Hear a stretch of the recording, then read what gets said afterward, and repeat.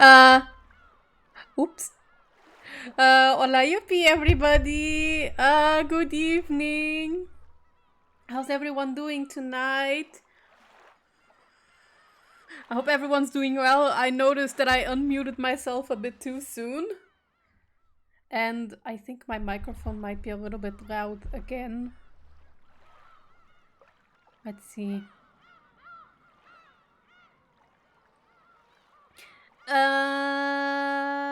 Okay. Okay, I think I have everything prepared. So, we're finally resuming Umineko tonight. And I'm gonna be resuming on stuff that I didn't get to resume last time, which was the tea party and the question mark sections. But before we get to that, I want to theorize a little bit on the red web of truth that EP3 gave us in episode 3, like at the end. I didn't have the time to take a proper look at it when it first appeared, but now I really want to take...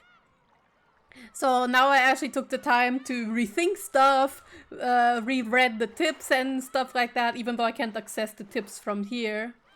And so let me pull up the thing that I theorized for now. Here's my take of the red web of truth as of now, and let's put down some fitting music for that. Hold on.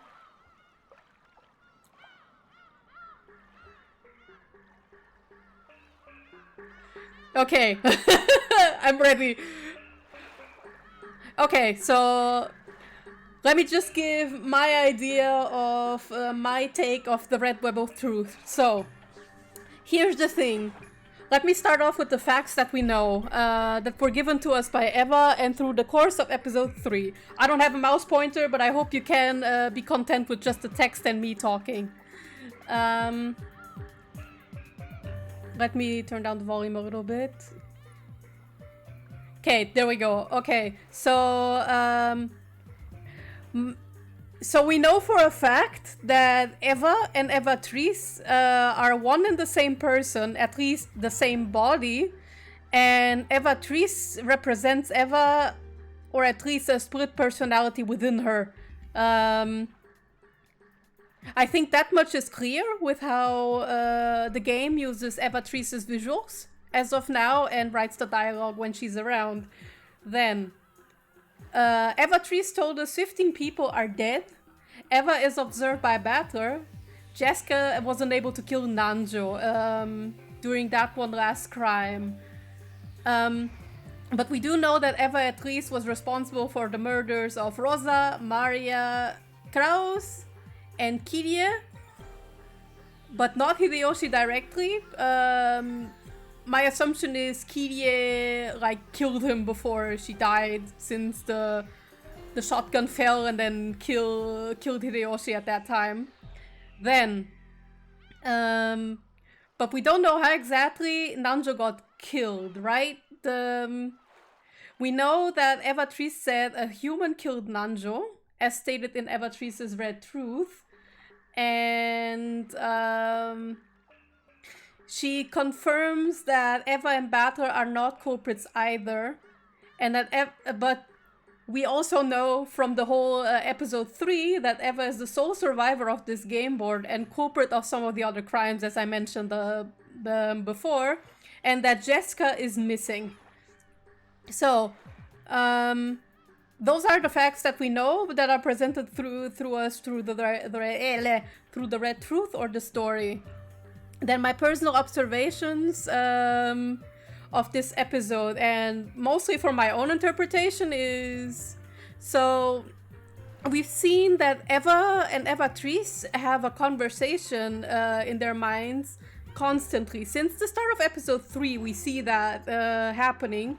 So to me, that hints in a possibility that EP3 has been a different personality that has existed in Eva for quite a while, and until Eva has seen the gold, these two personalities started fighting like over who gets control and the like.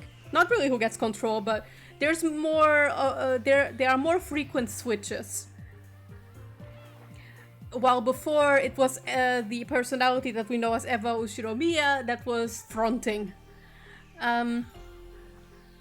With Eva's and Eva-Trice's confrontation, we pretty much can confirm that Eva-Trice is a separate personality from Eva as he speaks to her as if he sees Eva, meaning these two personalities share the same body.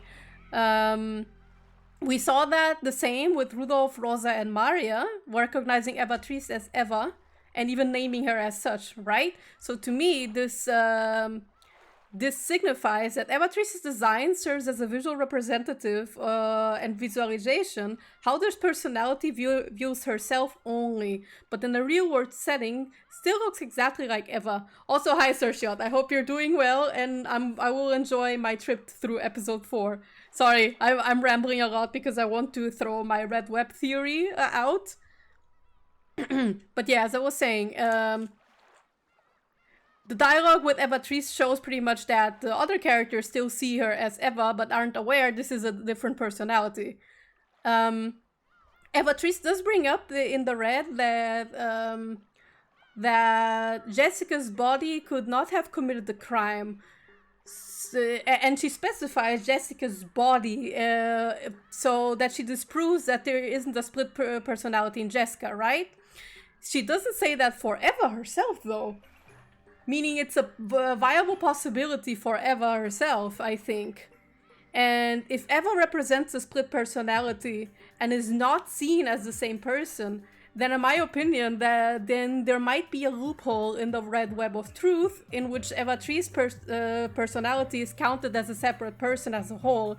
This would at least explain how an unnamed human killed Nanjo while still not naming Eva herself with the red truth, right? That's for me one of the only explanations I can think of. And if all of this makes sense, then it means Battler lost sight of Eva at some point where the other personality took hold. The problem with this theory so far is when and how did Battler lose sight of Eva when Eva-Trice took hold?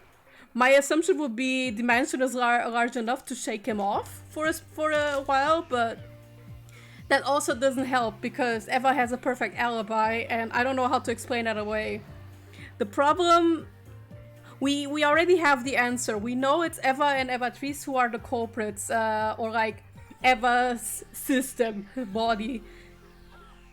The problem of this mystery is the answer of who the culprit is. The problem of this theory is the how. The how and the whens are the biggest problem of this mystery, and I personally don't know how to solve it.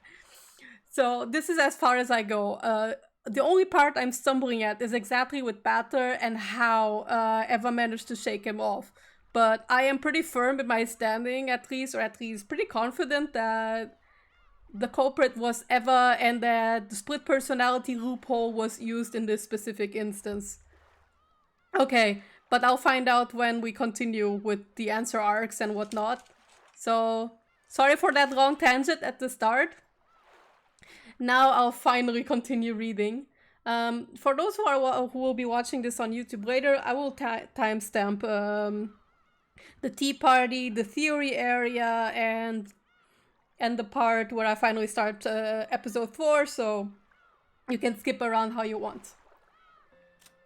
Episode 3 Tea Party. Ow, sorry. There we go. Oh yeah, and I can also put these two back up. At least so long it doesn't cover the text. Let me see. Yes, hello! My queen!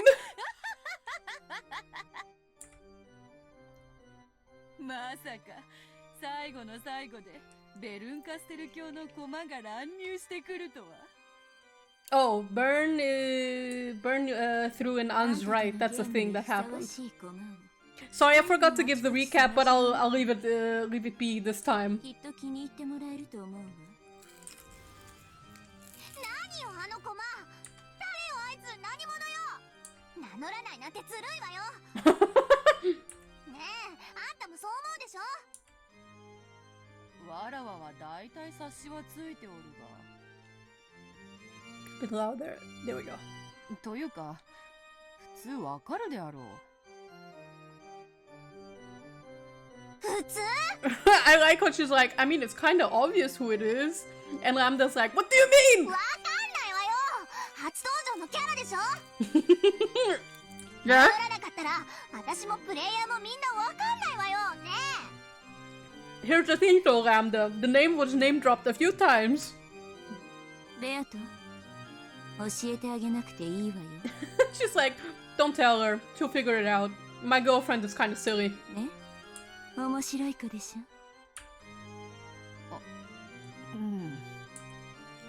ラムダデルタ教の天真爛漫にして天然なところは実に貴重で面白いものである。Is it? 何よ何よ、なんで私にだけ教えてくれないのよ。意地悪。じゃあ私だけが気づいたとっておきの秘密を特別に教えてあげるわ。 Do tell. だから教えなさいよ。ほう、とっておきの秘密とな。聞きたいぞ聞きたいぞ。べーだ。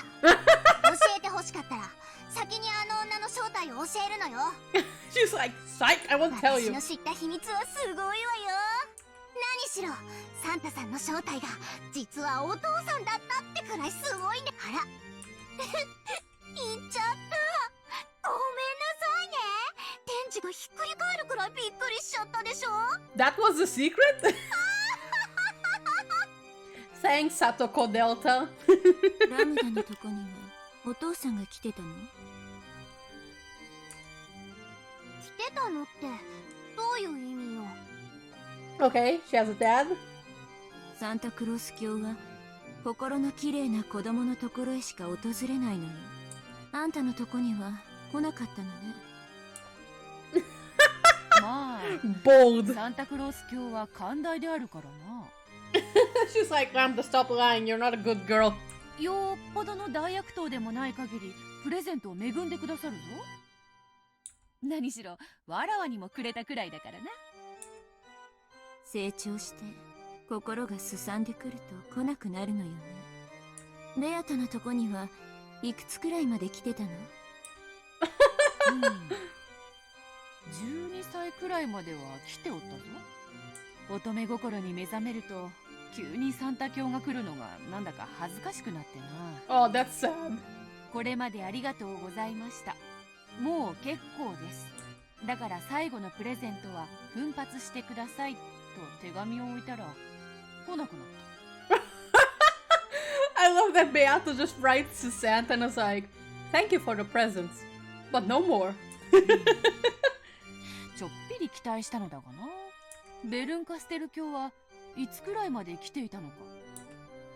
私、すさんでたし。結構早かったっけ。 Oh no. 確か9歳頃ね。9? なんかあのヒゲが無性にムカついてちょん切ってやろうと布団の中で裁縫ばさみ構えて待ってたの。 Burn, come on! That's kind of mean. 痛いお年頃よね。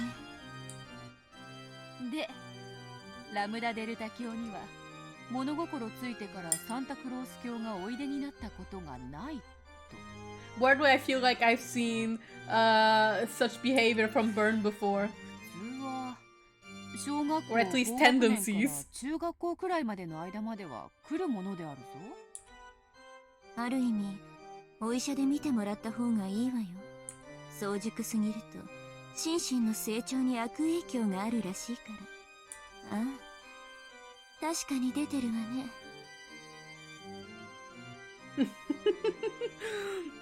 Zenzen Tameda, I deny Lord Santa. Oh no! Also, hi, Zachero.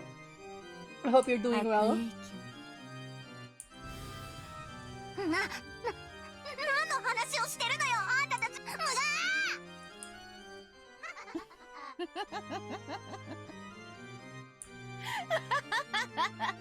魔女も3人集まれば実にかしましい。この程度のレベルの秘密じゃ聞く価値もなさそうね。私もう行ってもいい？ Yes. 次のゲームの準備をしなくちゃならないから。Burn is like, I don't have time to waste. Can you just let me go? Also take my girlfriend to the doctor. あの女の正体を教えなさいよ。じゃあ、あなたのとっておきの秘密を先に教えなさいよ。見合うものだったら教えてあげるわ。いいわよ。教えてあげるわ。ほら、今回のゲームで黄金を見つけて新しい魔女になった子がいたでしょ？ Or the game we just had? うん。あやつに一体どんな秘密があるというのか。あの子の正体にね、私気づいちゃったの。みんなにはわかるかしら？ What are we talking about? ヒントはね、喋り方にあったのよ。Oh, I think we're talking about ほ Ange ら、 after all. あの子よく口にしてたでしょ？なんとかしちゃえば。 Oh, okay. Eva. そう、この語尾がポイントだったのよ。Mm-hmm. エヴァそう、あいつの正体は後ろ宮エヴァだったのよ。 Yes, Ramda, we established that. 驚いちゃったかしら？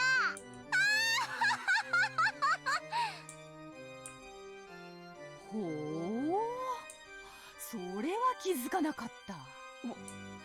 She's pretending, isn't she? そのようなところにヒントがあったとはな。ベアトって付き合いがいいのね。その子増長するからほどほどになさいよ。じゃあね、私は席を外すわ。ちょっと私の秘密だけ聞いてあんたは喋んないなんてずるいわよ。あんたもあの女の正体を話しなさいよ。あんたの秘密がすごすぎて釣り合わないわ。じゃあ代わりに私もとっておきの秘密を教えてあげるわ。日暮らしの泣く頃にってゲームの犯人の名前を教えてあげる。Oh. 言わないで。私今プレイしてるとこなの。She's like, oh, I know, personally. じゃあね、ベアト。紅茶美味しかったわ。あと、お茶菓子のクラッカーだけど、ジャムのレパートリーが足りないわ。たまにはコチュジャンでも用意しなさい。ロシアンティーにもぴったりだし。じゃあね。Chili paste in tea. そうか、わかったぞ。 But why? 試してみよう。次のゲームの準備が整ったら、要望、それまでゆっくり戦略でも練るがよい。Why would you do that? そうするわ。今回のゲームはなかなか面白かったわよ。じゃあね。ちょっと待ちなさいよ。教えなさいよ。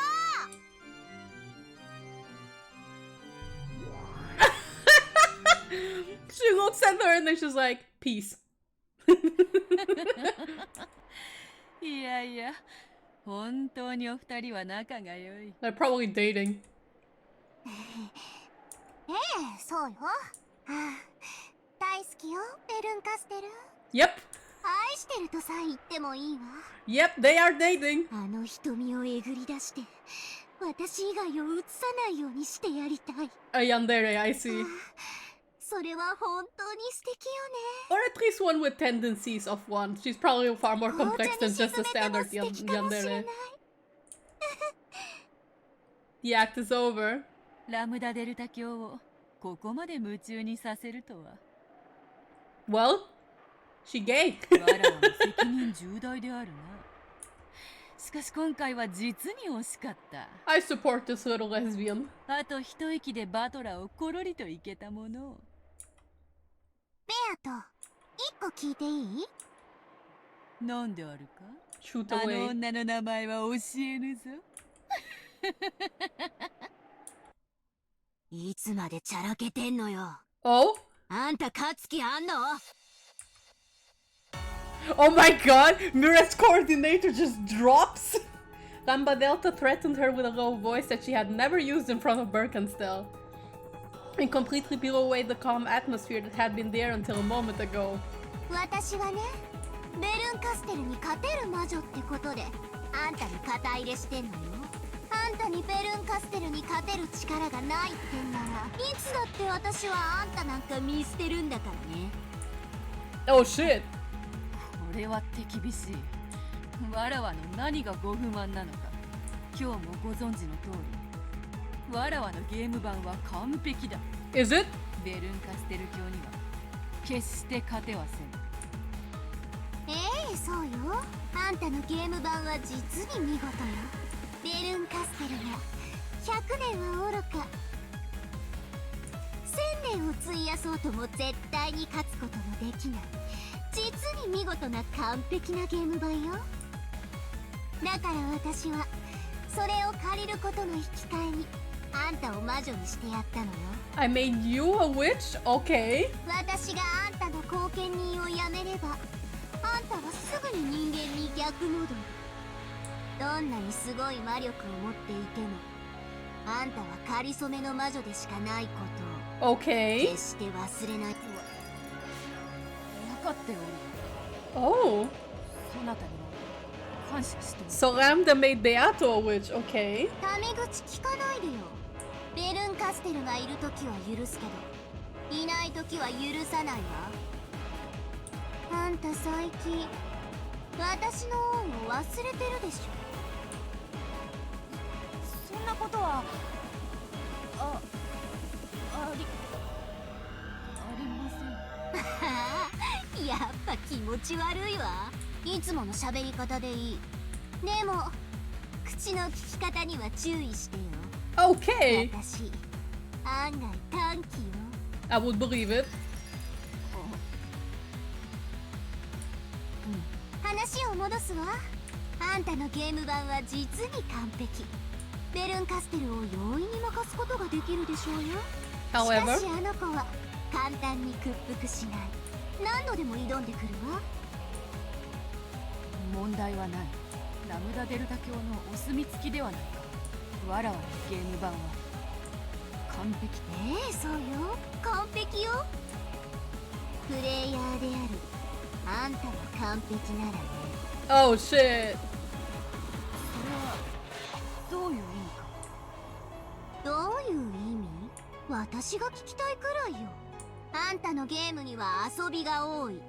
それは時にベルンカステルを煙に巻くからあんたなりの策略なんだと私も最初は思ってた。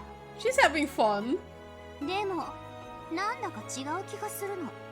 あんた勝てる試合をもてあそんでるんじゃなくて勝っても負けてもどうでもいいって思ってるんじゃないの？ Oh, that would actually explain some stuff, if that's the case. バカバカしい。そんなことあるわけもなかろうが。いいこと？あんたの役目はベルンカステルを屈服させることよ。つまりゲームに永遠に勝者でいること。あなたが絶対の勝者であり続けようとする限り私は絶対の魔女としてあなたに力を与えるわ。でももしあなたが自らの敗北の可能性を否定しないような戦い方をしているなら話は変わるわよ。 Oh もち shit. ろんこれはゲームである。 Anything that sabotages her certainty is わらわの taboo, I ベルン see. カステル教が負けるような向こうが勝てばわらわが負ける日もあるだろう。常に敗北の可能性はあり得る。だからこそわらわは She didn't だ like か that. らあんたは使えないのよ。あんたはゲーム版である必要なんかない。ベルンカステルを永遠にここに閉じ込める鳥かごでさえあればいいの。鳥かごの役目は中の小鳥を絶対に逃がさないことよ。たまに抜け出せてしまうような隙間のある鳥かごに何の価値が？ I feel like I've seen this exact behavior before. 無論ゲームは勝つためのもの。そしてわらわが負けることはありえゆえにわらわは勝ち続けようぞ。お望み通り永遠に。いい返事よ。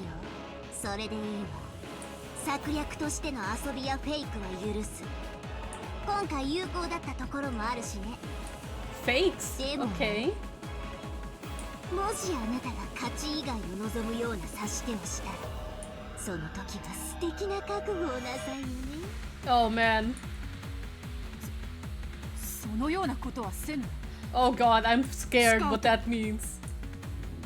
もともと魔女ですらないあんたが本当はどんなにみすぼらしい存在だったか、いつだって思い出させてあげるんだから。私の期待を裏切ったら。Lambda, the problem with the bird cage is that we are dealing with a cat and not a bird. Yeah, that's a good point. 楽しい罰ゲームが待ってるわよ。100億のかけら世界の中から最も惨めなかけらにあんたを送り込んで封印してあげる。あんたはもともとが惨めだから、惨めなかけらも実に選びがいがあるわ。Lambda, please, we just left Higurashi. Leave the fragments. Leave the fragments. Please, don't bring them in.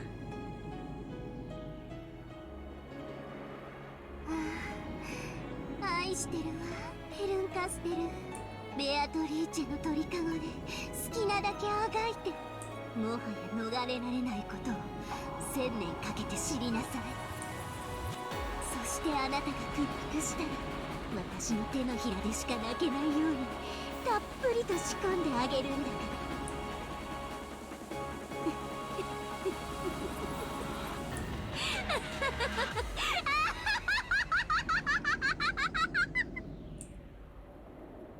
Man, Lambda, you might want to see a therapist. You both might want to go to couple therapy. The witch hunt, I see.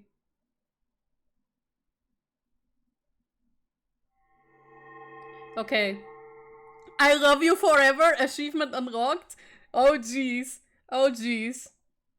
That's very Sotsu Satoko from you. Hi Kumamaru, how you doing?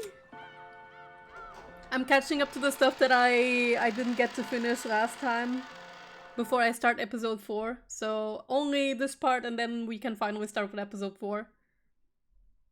Like an hour in. 12 years later. 98. I was 3 years old at the time. A monotonous electronic sound kept on repeating. The room was colored with hygienic tones, in other words, an emotionless white. It was a room at a certain university hospital. Neither her doctors nor the person herself had any doubts that this room, which had a price so high that no commoner could afford to spend a single night there, would be the last room she ever saw. Was the person on the bed Eva? Even if someone told you that was so, she was unbelievably aged and worn out. The well-built man in a suit waiting in the corner near the door was having a whispered conversation through an intercom with someone outside. He was a guard protecting Eva's person. After telling the person on the other end of the intercom to wait, he approached Eva's bed. Eva had been awake for a short while. However, she started at a single point in empty space, as though her mind was not in the same place. Eva should be like 60-something, yes? Ange, yes, here we go. For a long time, Eva didn't answer. However, bit by bit, her eyes began to regain her focus, and she gave a small nod, indicating that she didn't mind if they called Ange. Cool, looking forward to seeing episode 4. Good, I'm glad!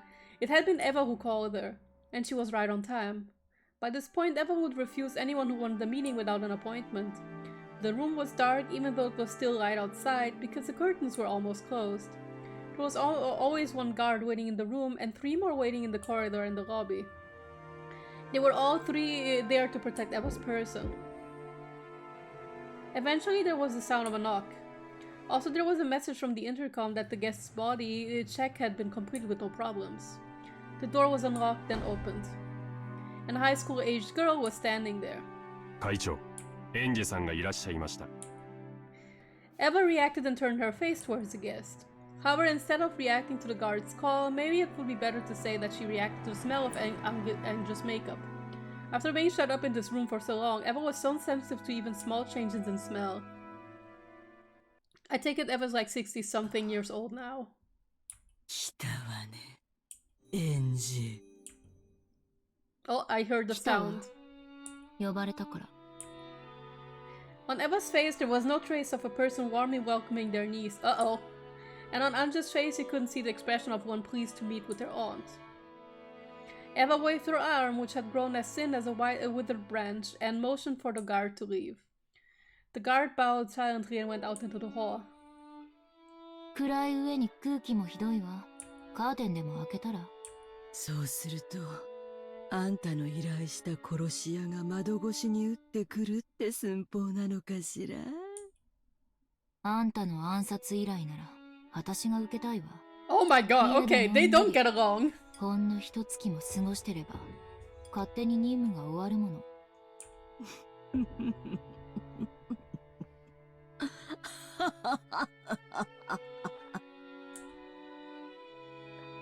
Their discussion was quite morbid for an aunt and niece. I'm sensing some hostility there. Some hostility? However, they didn't look like they were joking. At the very least, Eva believed that someone was after her life.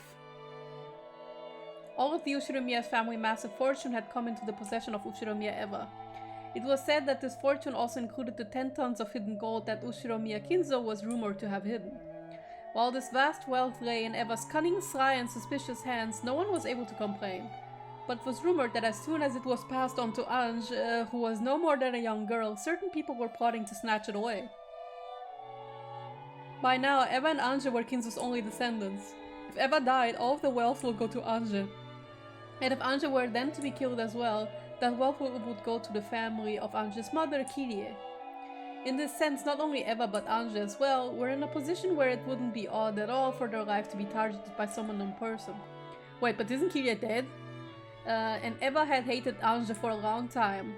This was because she knew that after losing her only precious son George, the inheritor of her own wealth would be none other than the girl who had been absent at the family conference 12 years ago, and who had survived. Eva shunned Ange, disliked her, and even hated her. She isolated Ange in a special school and separated her from the youth and happiness normal people have, trying to keep her as a pet until death. That's depressing. However, Eva had succumbed to an incurable illness, and ironically her remaining life was estimated to be the same as Kinzo had been at the family conference 12 years ago. Both Eva and Ange hated each other. Even though they were each other's last blood relatives, they hated each other so much that they hoped the other would die quickly. それで、わざわざ呼びつけてなんのよ。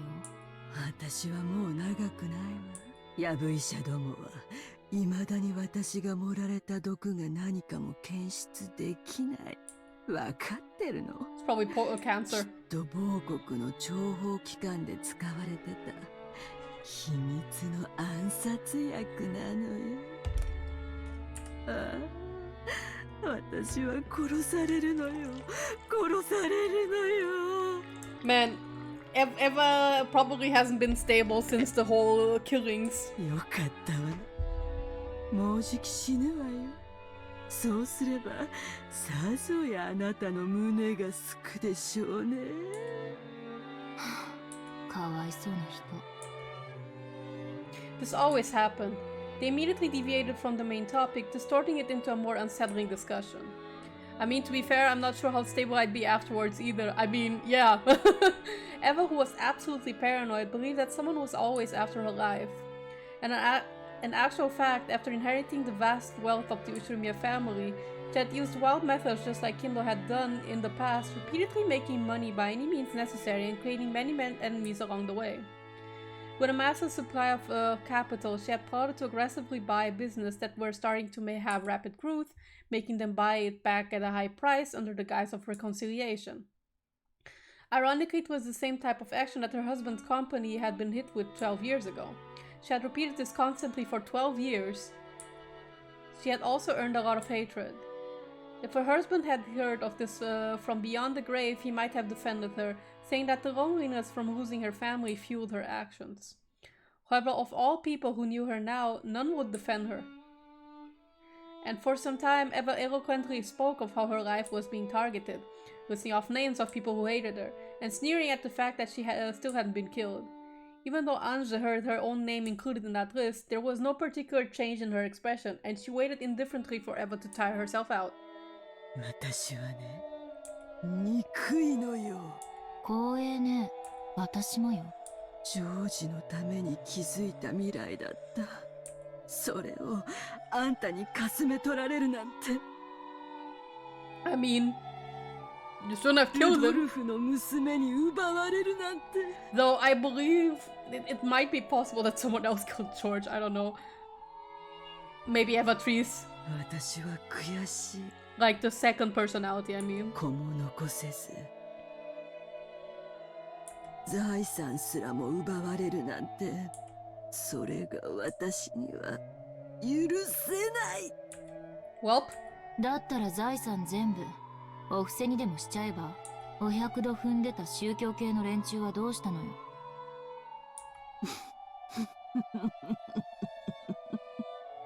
連中はみんな言うのよ。多すぎる財産が私の負担になっているって決まって、だから預けて清める必要があるとか言い出すのよ。Well, you know, as they say, the apple doesn't fall far from the tree. Doesn't fall far from the tree. 寄付はやめたわ。Okay. For a time, Eva had searched for the founders of several strange and new religious cults, perhaps seeking peace in her heart. But they gave her heart no relief, and if anything, they ended up increasing her paranoia further. お金が余ってるならサラブレッド買い占めてコンビーフでも作れば。それよりもっと面白いことを思いついたのよ。いろいろ悩んだわ。どうやればあなたをひどい目に遭わせられるかをね。Sheesh. 殺してしまおうとも思ったわ。あるいは全ての財産を消し去り、あなたを無一文にして後ろ宮家から叩き出してやろうかとも思ったわ。素敵でしょ。お上品に育てられたご令嬢が腐ったパンや泥水を這いつくばって漁り回るのよ。Whoa, Eva, that's fucked up. ああ、それも実に素敵だわ。楽しい？楽しいわ。あなたを怯えさせるのはね。でももうじき私は死ぬわ。だから私が死んだ後もどうやってあなたを苦しませ続けるか考えたの。そうした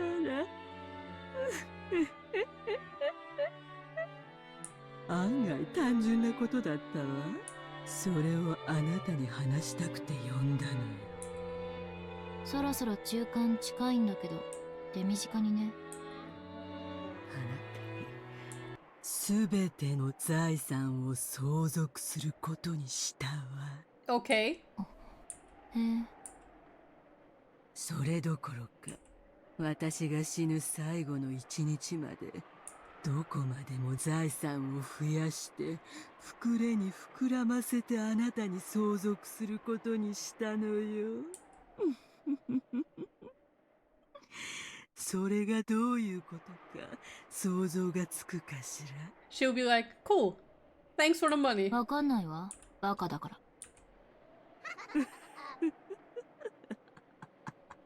そうよね。わかんないでしょうね。楽しみにしてなさいよ。本当に楽しいわよ。お金持ちは。毎日日本中の妖怪が朝から晩まで遊びに来るわよ。あんたの私生活はこれからはすべてワイドショーと週刊誌が覗き見してくれるわ。何をしてもしなくてもマスコミは必ず私を批判する。施せばブルジョワだと叩かれ、渋れば主戦度だと罵られる。ああ、本当に素敵な毎日よ。 He probably went そ through んな that. 日々に若くて先の長い And considering she was the only one あなたを alive. ぜひ招待してあげようと思いついたの。本当に素敵でしょ。 She probably went through that and also probably got constantly accused of being the true culprit, right? Because it's the あ shit ん that たのして happened. きたことに対する世間の正当な評価でしょ。そうね、そうでしょうね。いいわ。好きなだけ私を罵るといいわ。そしてその評価をあなたが背負うのよ。製品が善人、金持ちは死ねというのが日本の文化。あんたはやがて何をしてもしなくても日本中から妬みと恨みの象徴に祭り上げられていく。Yeah, she has a soul survivor baggage as well, not just weight of wealth on her shoulder. Yeah, そ probably. んな生活の中で生きていくあなたのこれからの人生はどんなにもいびつなものなのかしらね。 And to think Eva only had this for 12 years, あん right? たの味方は誰もいない。あんたの悩みなど誰も聞かない。あなたを罵ることは公然としたスポーツになる。そしてそれを誰も止めない。ああ、エンジェ。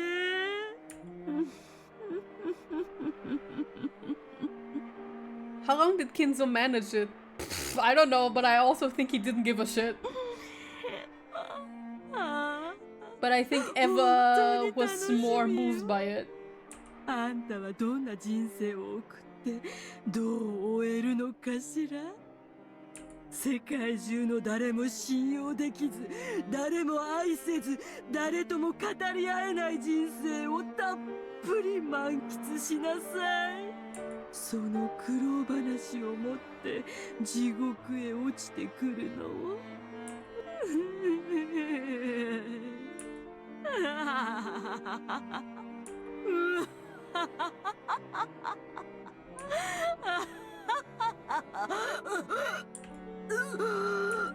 Oh, there's the Kinzo coughing.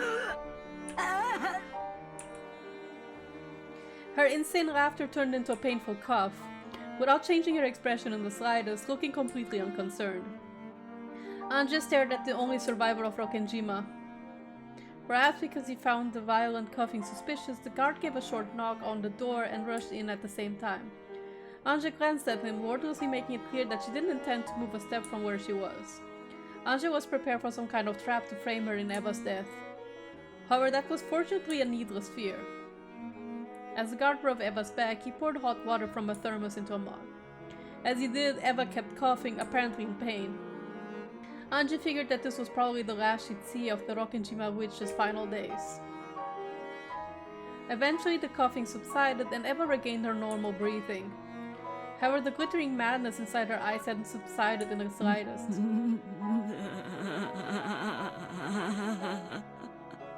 あの呪われた莫大な黄金と後ろ三宅投手の家督、そして黄金の魔女ベアトリーチェの名を今こそあなたに譲るわ。Okay. 魔女の名にふさわしい狂って歪んだ生涯を楽しみなさい。そんなのいらないわ。それより教えて。あの日、六軒島で何があったの？事故があったなんて、私は信じない。あの日に何があったのか、父さんと母さんと兄さんがどうして死んだのか、 Everybody 本当の dead. ことを教えて。ああ、それが一番の嫌がらせ Ange's よ about to take a ね。 trip down the rabbit hole, ain't she? あ Yeah, の well, 日に何があったか seeing the finale of episode 3, that was probably what happened. 1986年の今日、なんて言葉を残して3人が死んだのか知りたいわよね。教えないわよ。呪われた黄金は残す。でもね、あんたが望む真相は私が地獄まで持っていくわ。それがあんたにできる一番の嫌がらせよ。悔しい？聞きたければ地獄まで行ってあんたの家族に聞いてみるといい。なら今すぐ死なないとね。今すぐへそでも噛んで死んじゃえば。Oh, look who's coming out now.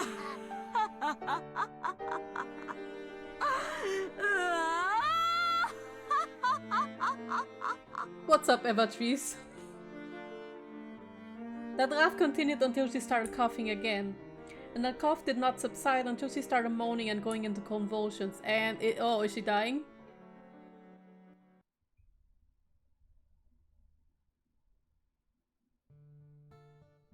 October 4, 1986. On Rokkenjima, the Shinomiya family's customary and final family conference was held. And on the next day, October 5, an extremely unfortunate accident occurred and the Shinomiya family was wiped out. Fortunately, Shinomiya Eva escaped from that and inherited almost all of the Shinomiya family's fortune. However, due to the many turbulent rumors surrounding the Shinomiya family, the way Eva acted afterwards, and her unnatural actions at the time of the unfortunate accident, the public was in an uproar over whether this might have been a conspiracy to get all of the inheritance for herself. Yes, kinda. Under pressure from the public, prosecutors repeatedly tried to investigate the matter, and the media began tracing the outline of a conspiracy they called the Rokkenjima suspicion. But in the end, they weren't even able to find proof that this unfortunate accident was a crime.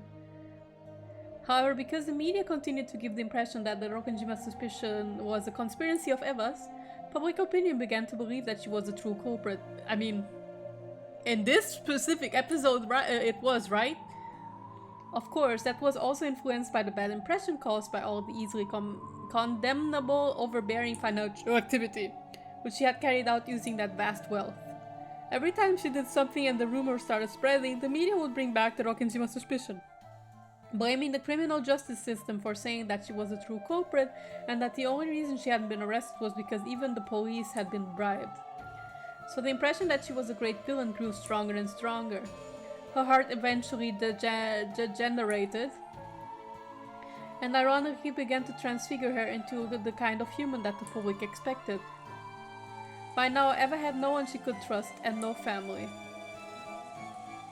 Oh boy, the family sure was unlucky to slip on some steak. Oh, oops! Oopsie daisies! I slipped into a steak and it fell straight into my chest. After her beloved husband passed away, the talk shows occasionally mentioned his company, saying that it was run recklessly while criticizing and disgracing its former accomplishments. Even her beloved son, George, was romanticized as the stereotypical rich, lazy son that the public expected. Oh god, no, that's rough. Oh.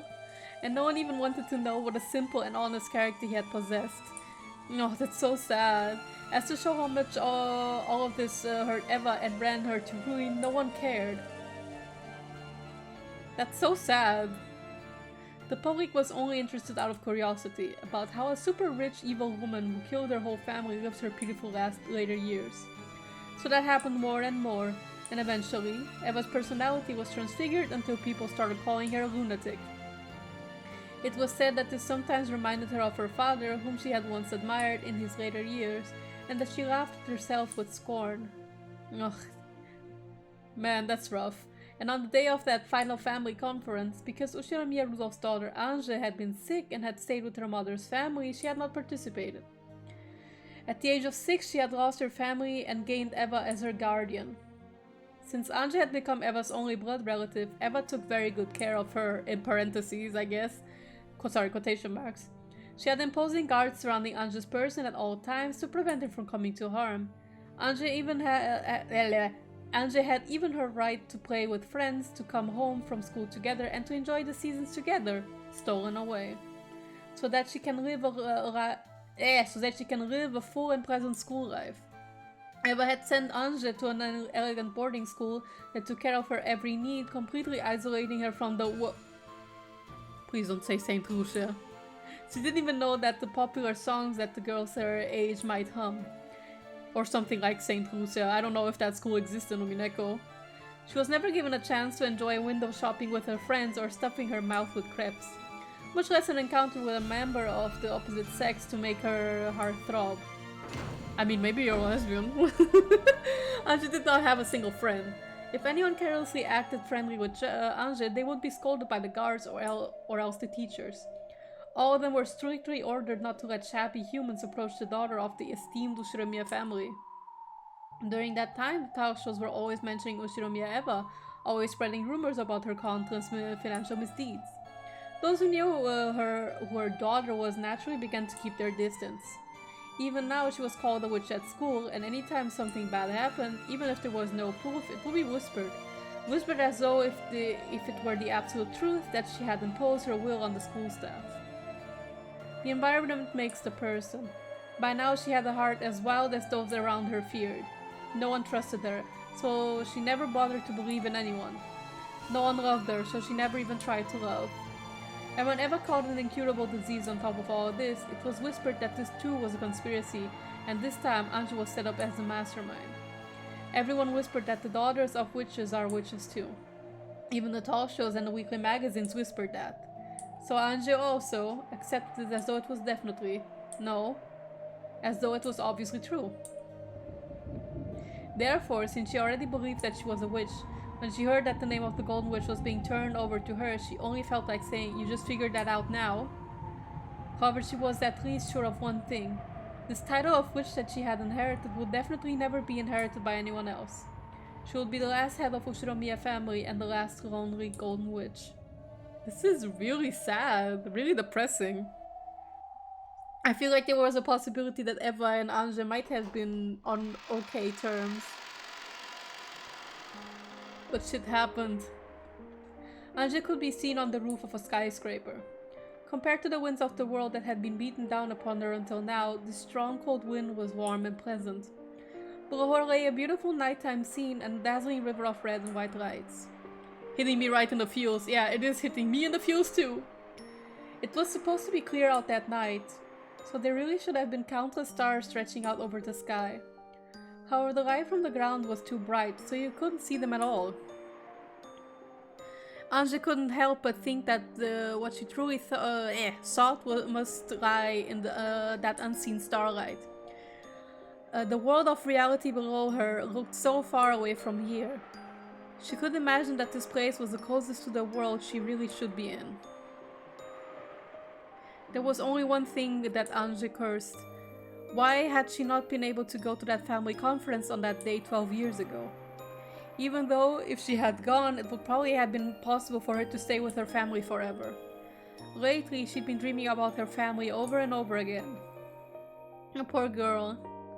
The person I was 12 years ago calls out frantically, urging them not to go to the family conference. But both Dad and Mom are too far away, and my hand won't reach them. Pater Nissan always loved me a lot, and he'd always pat my hand. But even though it looked like that hand's about to touch me, even it does not reach. For some reason, I started having that dream over and over. Every time I had that same dream, I usually tried to stretch out my hand even more forcefully, over and over and over. If only Pater Nissan had lived, then perhaps we'd at least be able to support each other in my cold and lonely reality. But his hand never reaches me, even if I climb to the roof of this tall building. I'm so far away from all of them. A mysterious girl appears in my dreams and urges me. She urges me to find the truth of what happened 12 years ago. 父さんたちにあの日何があったのかを知ることができたなら帰ってきてくれるの。せめて誰かが。No, there was no way that anyone would answer that question for her. I get it. In this world, I have no family or friends. So, let's go. Let's go home, to where my family is. From the start, Ange's figure had been on the outer side of the fence. The scenery below her eyes was distant, beautiful, and so fantastical that it actually didn't give rise to fear. If I looked down, I'll surely be swallowed up by the world below. So I looked up, because I wanted to be taken to the world above, the world where my family was. Who cares about vast wealth? Who cares about cursed gold? Who cares about the golden witch Beatrice? What I really want, even a mountain of gold couldn't get me. What I need for that is to take a single step forward, just that little bit of courage. And at that moment, I definitely heard a voice. It was a voice I knew.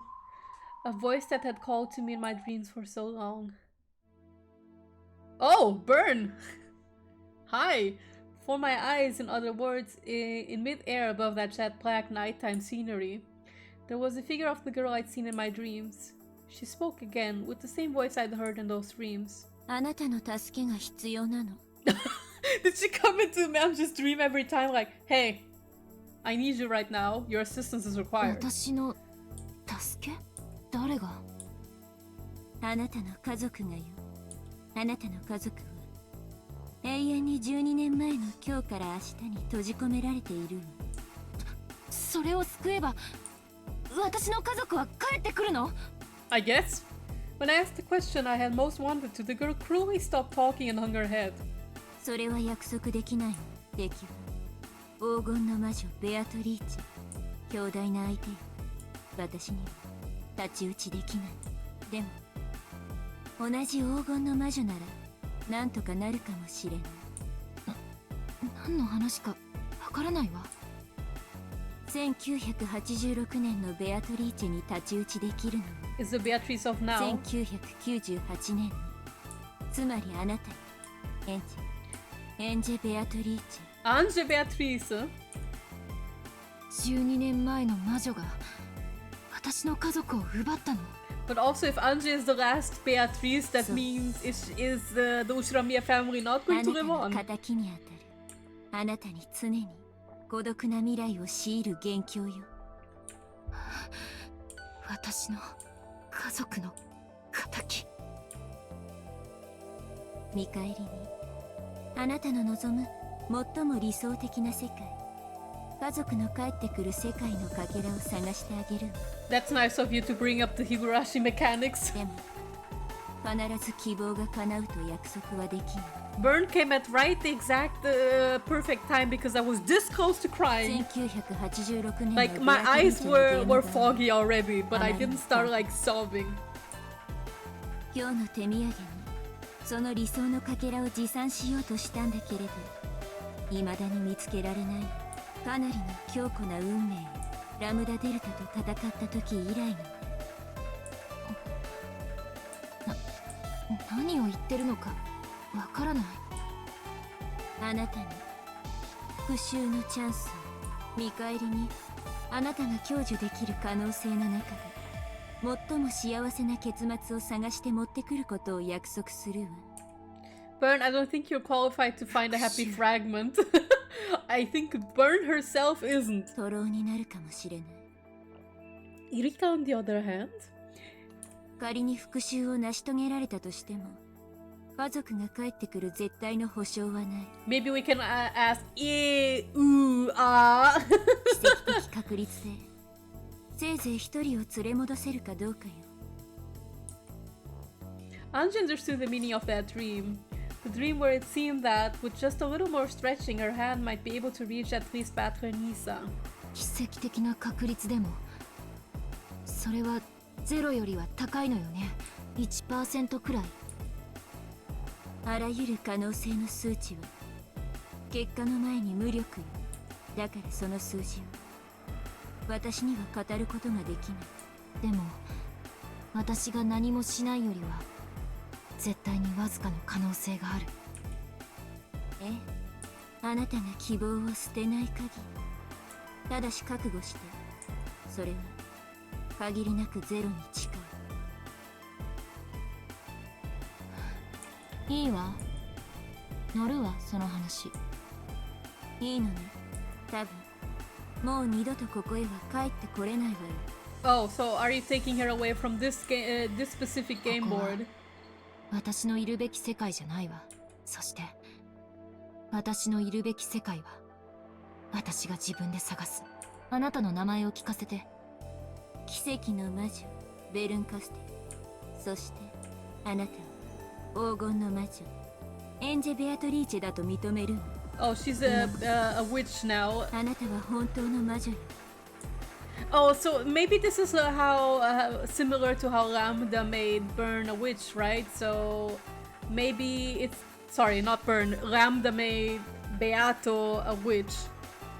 Maybe it's the same thing but with Ange, right? So she's doing the same that Lambda did for Beato. The instant she proclaimed that I was a witch, I felt dizzy, as though something inside me had changed drastically. At that time I heard a clunk. It was the sound of a door that opened to the staircase to the roof. It was Aunt Eva's what the fuck?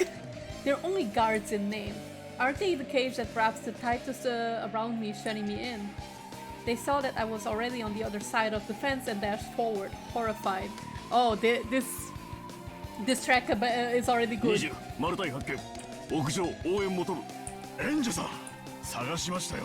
そこは危ないですから早くこちらへ。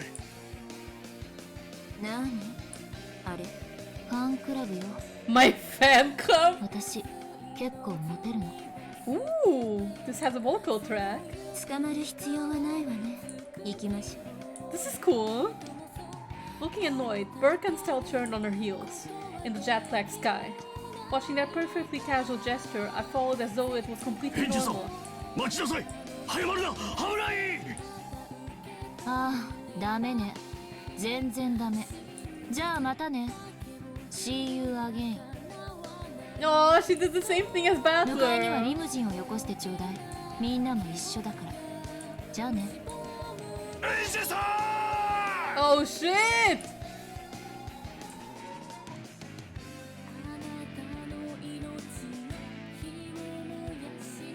Okay, so we finished the epilogue of episode 3. Oh my god, that's a whole ass hour. I'm gonna have to timestamp an hour in.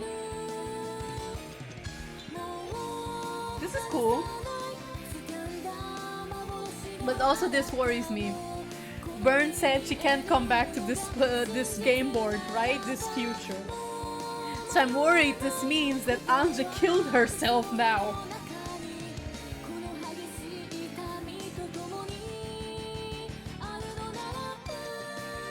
That's sad. But also, let's go, Ange. Let's go. Okay, let me, while the credits keep rolling, I'll go to the bathroom real quick.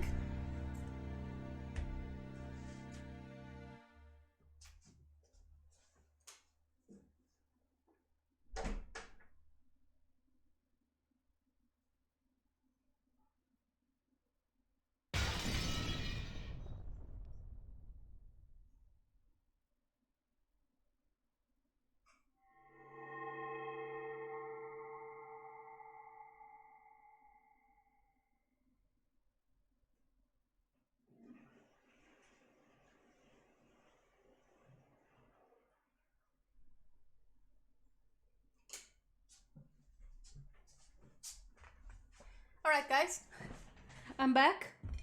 And now it's finally time to start episode 4. Ooh! Nice cover already. And let me check something very quickly. Because I got recommended to do this. Let's see, where are you? There. I know all the mentions. That was careless of me, didn't think you were still alive. Okay. And then Kirie. I got recommended to do this last time, so I want to check. Lethal spot. Isn't it enough to just kill her in some other easier way and stick a stake in her corpse? Okay, then I'm going to assume... this means that that the one who killed Hideyoshi was Kirie, because the stake didn't kill her immediately. Alright, episode 4, let's go! No, wait! I forgot to read the text! I forgot to read! I forgot to read what the text was saying!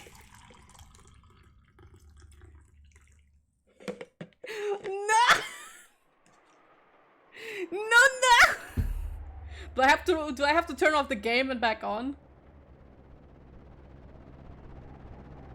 Oh well. I'll live.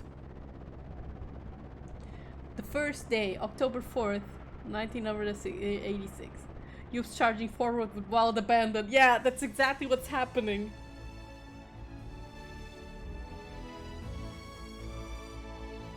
Oh, there's an airplane.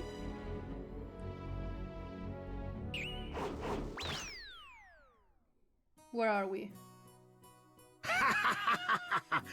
大丈夫かバトラ君 So we are already immediately skipping here. I see. もう地上やでこれ以上は落ちへんで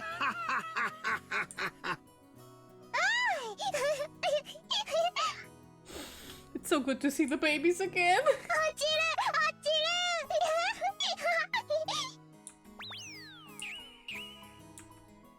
In the lobby of the Niijima airport, Maria dashed around in excitement.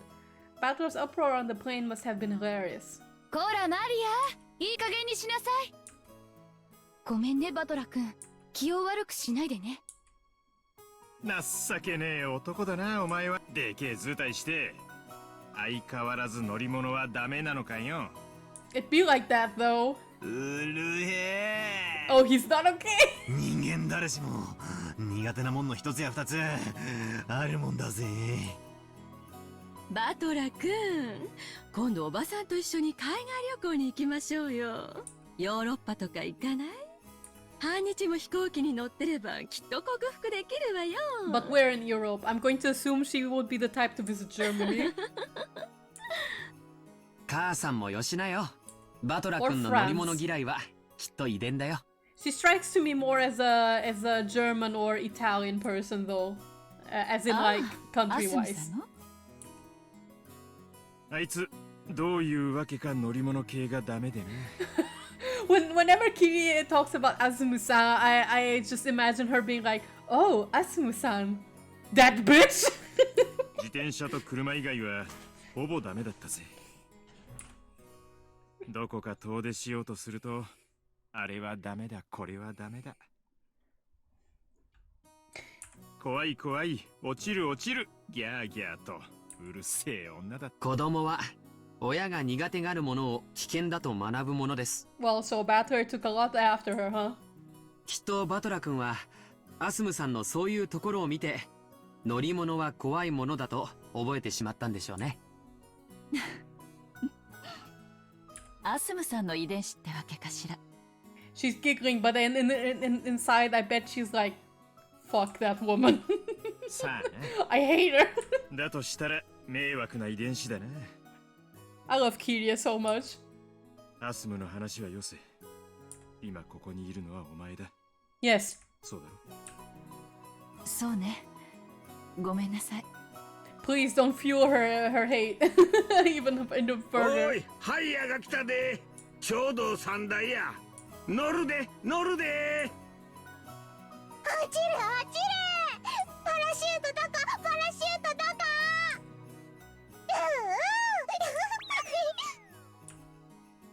こんにゃらー、待て待て待ち上がれ。くすぐりの刑に称してやる。 Tickle punishment? No tickle jail. 元気でいいわ。バトラ君とマリアちゃんがいてくれなかったら機内の空気はさぞや硬かったでしょうね。 Like always, every year. ありがとうよ。言葉通りの意味で受け取っとくぜ。ほらガキども、タクシー来てるぞ。お遊びは後にしろい。タクシータクシーマリア一番乗り Baby girl, baby. こらマリアもバトラ君ももうはしゃがない。人にぶつかるわよ。 The tone of Antrosa's voice grew a little frightening. And even Battler realized they were fooling around a bit too much. Just like expected, he bumped into someone. Oopsie. すみません。バトラ君たちはあっちの車だよ。待たせちゃってるよ。 After George urged him to hurry on, Battler apologized to the person he had bumped into and ran up to his parents, who were telling him to come quickly. With a clunking sound, the doors on the 3 taxis were shut one after another, and they departed for the harbor.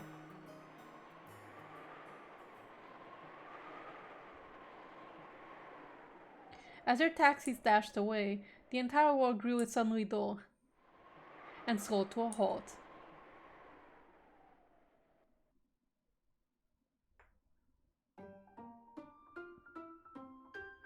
Voices, the wind, and even sound, all of it stopped, and all the people who were trying to move froze like the instant someone takes a photo. Coming to a halt. Zawardo! People and machines and clock hands, even the dust dancing in the wind, were frozen. Some people who were walking froze with one leg still in the air.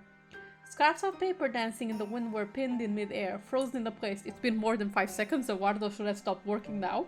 Then among the shadows standing still in this unmoving world, a single one stirred. Ange! It was a girl. The girl Battle had just— No!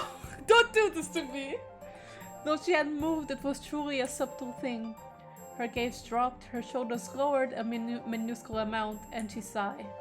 That was all. In a normal world, that probably wouldn't even be taken as movement. But in this still world, it looked very out of place. And then something else moved. It was a black cat wandering around the shadows near the taxi rank. It came up right behind the girl, and leisurely changed its form into that of a human. Hello, Burn. This was no cat. It was a witch. Of course, the girl was also a witch. As the witch stood still, her gaze still downward, she muttered. みんなが六軒島へ行くのを私は止められないのね。止められないわ。1986年10月4日にあなたは私がここにいたならみんなを止めることも不可能ではなかったの。No, the parents wanted the money. 6歳の女の子がどう立ち回れば彼らを引き返させることができるのか。 Oh, but this also means she's younger than Maria, isn't she? Maria was 9 in this year, and Ange was 6. Oh. 私には想像もつかないけれど。そうね。もしこの場にいたなら、確率はゼロではなかったわ。ゼロでない確率ならば、私は奇跡を探し出せる。私が体調を崩して置いていかれなければ。 With her head facing downwards, the witch tightened her fist. They were trembling very slightly. あなたが寝込んだのは1986年。そしてベアとのゲーム版は10月4日から切り取られている。あなたには体調を崩さない可能性が与えられていない。つまりあなたは本来絶対にゲーム版に上がれない存在なのよ。Oh? 恩着せがましくてありがとう。分かってるわ。こうしてお父さんやお母さんやお兄ちゃんの元気そうな姿を見られただけでもこれはとても素敵な奇跡なんだって。 That's nice. Ange had tried to stand in the way of her family, attempting to stop them from leaving the airport and heading towards Rokkenjima. However, it was impossible for her to exist in October 4, 1986, so she couldn't do it. Even though her brother had only bumped into her and apologized, even though he hadn't realized she was his own little sister. It had been such a miracle that she could cry. Aww. Oh, baby.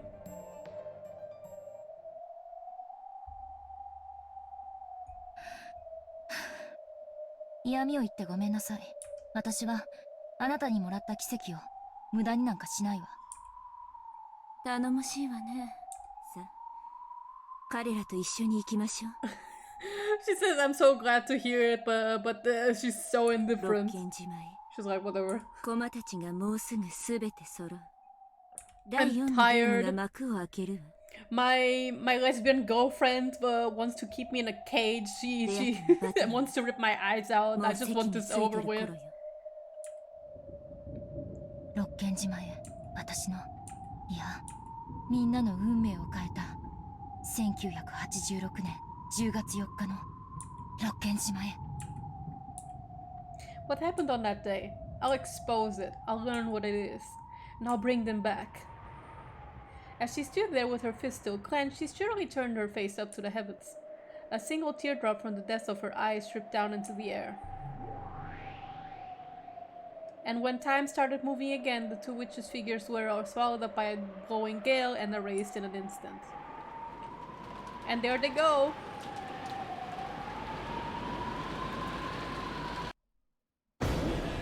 Oh, opening time! Oh, this is a new one. At least a new animatic.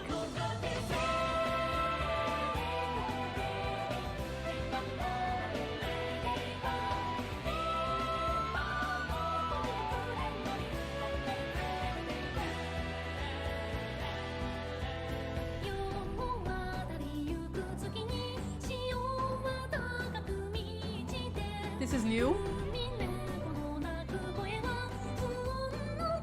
My man! My man! There he was!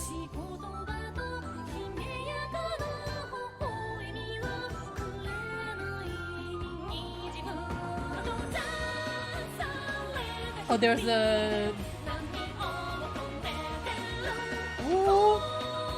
This is a cool version of the opening.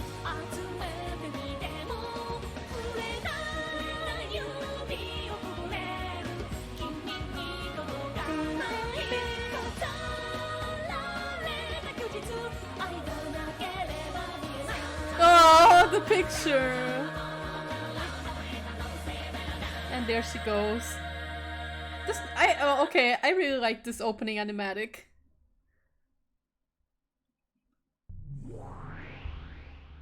Where are we now?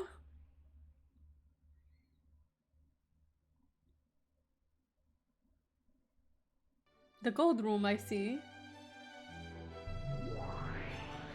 Oh! He's my man! Good morning, sir. How have you been? これは上機嫌なご様子。快適なお目覚めのようですな。快適な目覚めどころか、ワクワクして一睡もできなかったぞ。何しろ楽しい第4のゲームの幕開けだからな。Hello, observer. How you doing? What? Beat is also acting cute. Help! It seemed that she truly had been so excited that she hadn't gotten any sleep. Did she show absolutely no signs of lacking sleep because she was young or because she had the mind of a little kid? Ronovich chose not to say that aloud and laughed instead. 前回はバトラのやつを徹底的にケチョンケチョンにしてやった。You bamboozled him, ma'am. あのまんまと騙されたというバトラの顔、実にざまあなかったぞ。You fooled それにして him. もやつめ、まだへこんでるのではあるまいな。へこんでいると申しますと？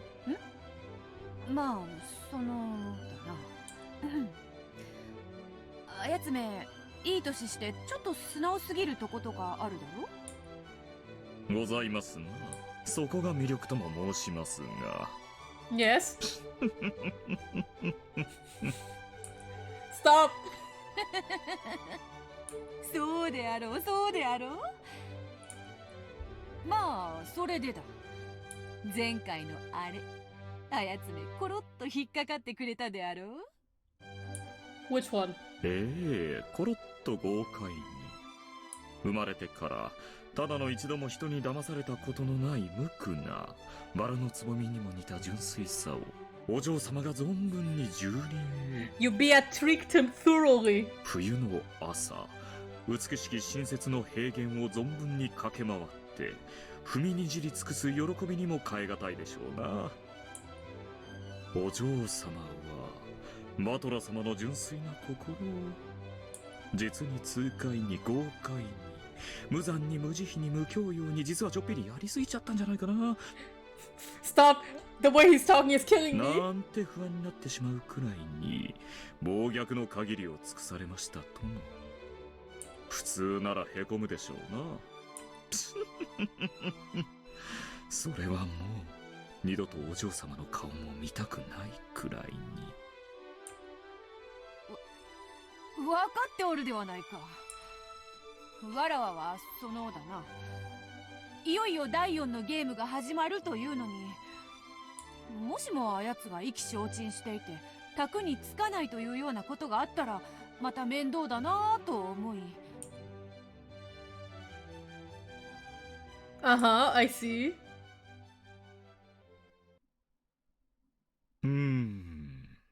でしたらやはり対策をご用意された方がよろしいでしょうな。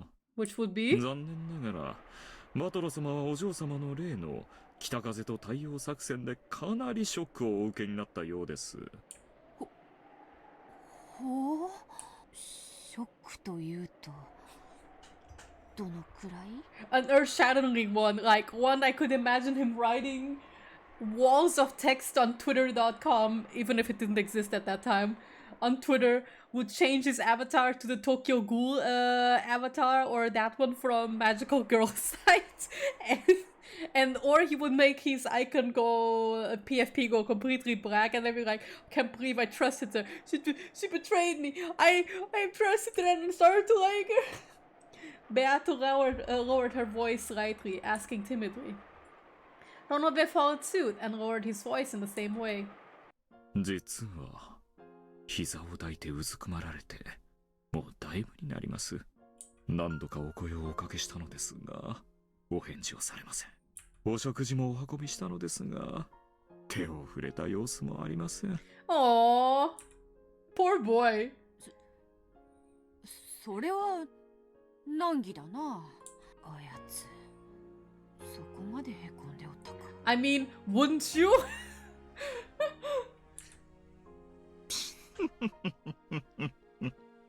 無理もありますまい。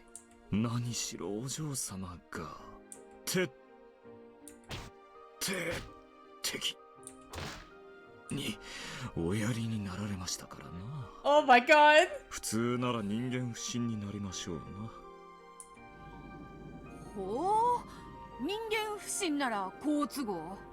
人間など見限って魔女を信じると良いぞ。I love her so much, she's so precious.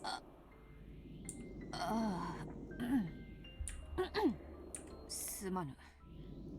ふざけが過ぎた。I can tell she's feeling a little bit agitated from Lambda's talk a little bit. But at the same time, are you worried for Battler? I think she is. Beato had tried to joke about it, but the situation seemed to be quite serious, so that even she took the hint and hid her laughter. そんなにも深刻なのか？第4のゲームの開始はもう少し待ってやった方が良いか？ベルンカステル教のお客人もおいでになっておりますので、第4のゲームは速やかに開始された方がよろしいでしょう。ただ、お嬢様はバトロ様に多少気を使われても良いかもしれませんな。Yes. 人な？どう使えば良いのか。What is concern? What is empathy? I don't know what that is. Is that a form of food? A bullying? 奴は落ち込んでいるのだから。What is this music, by the そ way? うだな。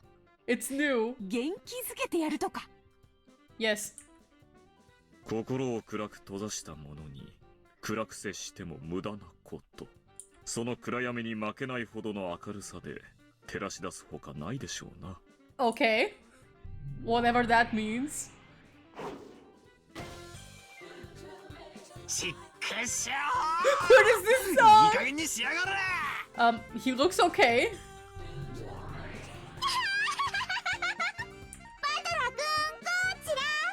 あんたごときにロノウェ様が焼いてくれたクロワッサンなんてもったいないもん。 Correct, so give it to me. I will eat 私が it. 美味しく食べちゃおうかな。 I want to eat all croissants that Ronovan makes. Battler's stomach involuntarily growled at the fragrant smell of the croissant. Mzaki. His breakfast plate was empty, but Battler hadn't eaten any of it. The biggest glutton of the 7 sisters of Purgatory.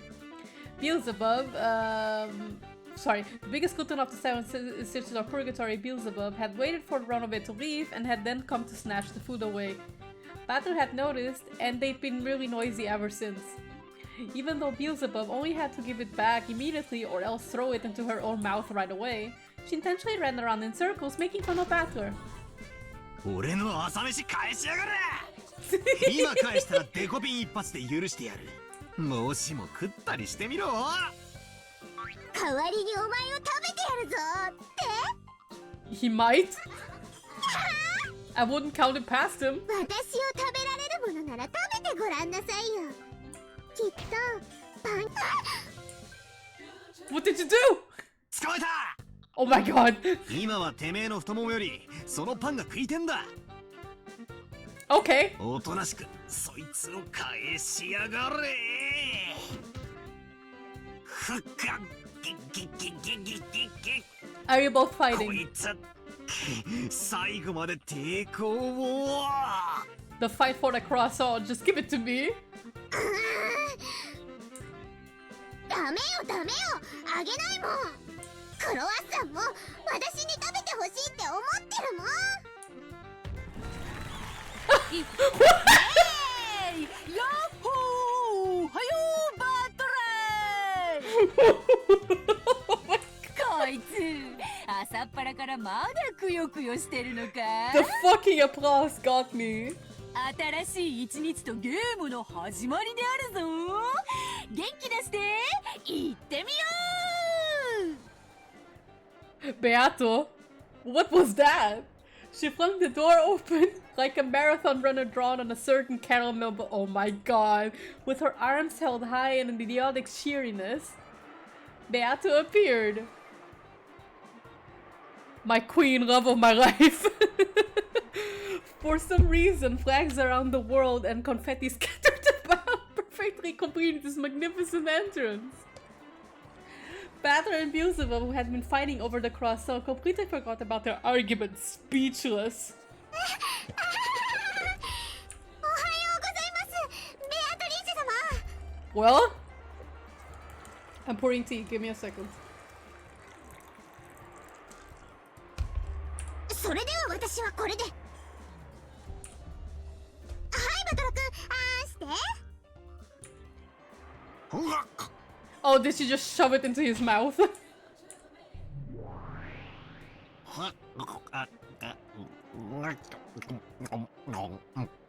Battler.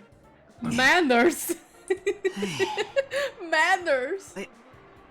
Okay, but to be fair, if you get the croissant shoved down your throat, it's hard. 朝から絶好調なようで何よりだ Oh, he's totally fine. Beata and Battler looked at each other. It seemed neither had a clue what was going on with the other. バトラーどういうことだロノウェ元気そうじゃねえかよ膝抱いてないし返事してるしというか食事中だったし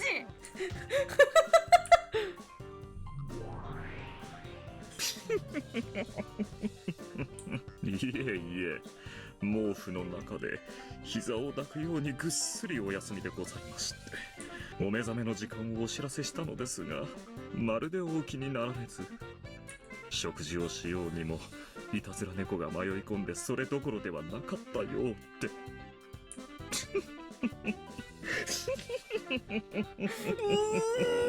Why is he so cute?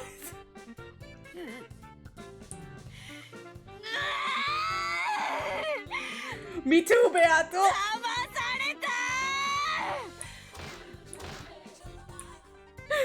しよく言うぜ Oh my god, Ronove, you troll. てめえこそ前回はでっかく騙してくれやがったじゃねえか事情はさっぱりだが朝からいい気味だぜとりあえずロノベ朝からナイス Nice. 恐れ入りますバトラー様。 I love this whole cast of characters. The two men stuck up their thumbs as though they understood each other. Ah, the bros, I see. For a while, Beata was very energetic, Trying to hide their embarrassment. Ronove is such a troll. I love him so much. I love Beato so much. I adore this cast of characters. 俺をあんまり舐めるんじゃねえ。まさか俺が膝を抱いて、まだいじけてるとでも思ってたのかよ。前回あれだけ悔し涙を流しておったのはどこの誰だというのか。あの涙をたっぷりと小瓶にでも集め、化粧水にすればよかったわ。Ronove puts one affection point. うるせえや。あれはてめえの下手くそな芝居の超展開にちょいと驚かされちまっただけだ。 Oh my god, imagine crying so much though. 二度と同じ手が通用すると思うなってんだ。Like Beato owns a jar in the bathroom in her makeup pouch, like that has the label of Battler's tears, and she washes her face with it. 無論よ。同じ手に何度も引っかかってわらわを失望させるな。 She's like, this lotion makes it so that your skin is completely clear. Acne will perish. Get Battler's tears today. Help me bully him. ああ、見てろよ。俺はくじけるたびに強くなる男だってことを教えてやるぜ。Like an anime character. だがな、ベアト。なんだ？二度とするな。Don't trick me again. ほう、なんでだ？やはり絡めては苦手か？ Oh. 俺とお前は敵同士で絶対に手を取り合うことはないってことを俺はもうはっきりと理解した。だからもう二度とそれを勘違いさせるような不愉快な真似をするな。Aww. Unfortunate, isn't it, huh? そうは言うがな、そなたの弱点と知って。Beato thought they were still joking around, but that tone had disappeared from Battler's expression some time ago. Beato felt as though his eyes were like the surface of a black tea that had cooled down. いいな、二度とするな。わからんぞ。忘れた頃にまたやるかもな。二度とするな。Don't trick me again, Beato. If you're going to be nice, you better mean it, is what he's saying. Pierced by his strong and forceful gaze, Beato held her tongue. Maybe she was certain that Battler would break that silence with laughter. However, Battler's serious expression didn't change in the slightest. So to break that silence, Beato had no choice but to start laughing herself.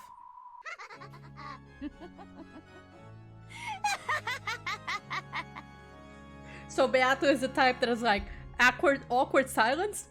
Well, guess I'll laugh. それでよい。そなたとわらわは好敵手。どのような良好な関係になろうとも、敵同士であることの一線を越えることはない。そなたがそれを勘違いしなかったなら、わらわはそれで十分だ。そうだな。お前が敵であることを一瞬だけ忘れかけた。I kinda get the feeling that's kinda what she wanted though. 二度と同じ集体は晒さない。Because from what we see, she is trying to get Battler's attention and appreciation in a way. 二度とない。二度と。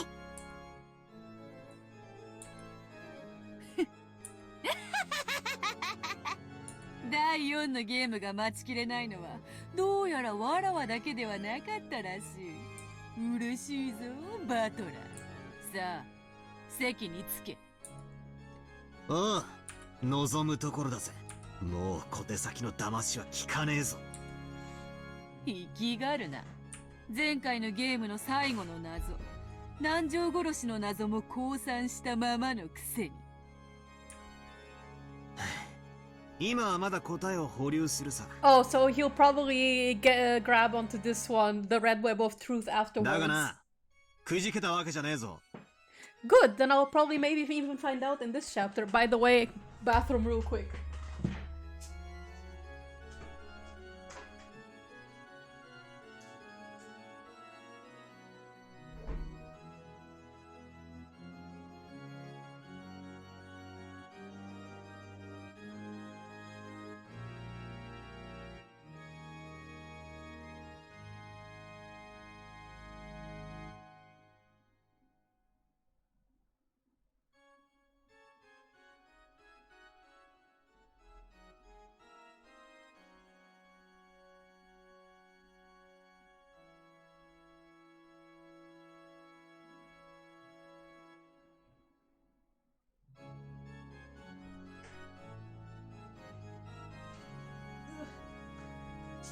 struggles of drinking tea, I swear.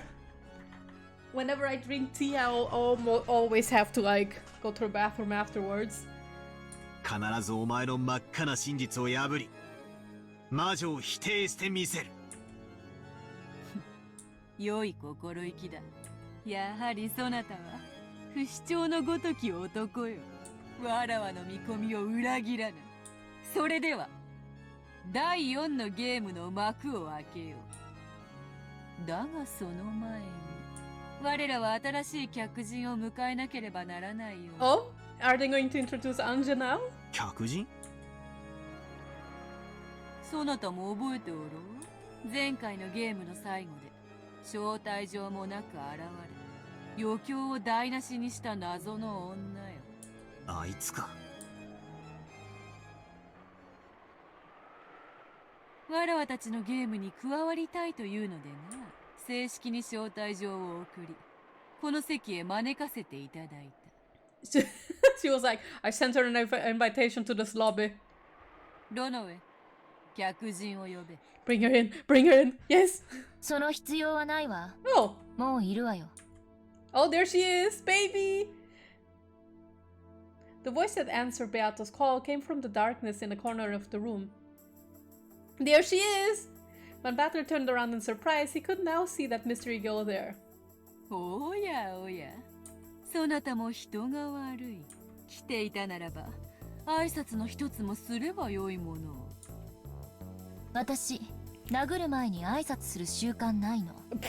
What a hard ass. でも、殴り終わってからならしてあげるわ。ほう、なんとする？Good night. Have a nice dream. I love her already.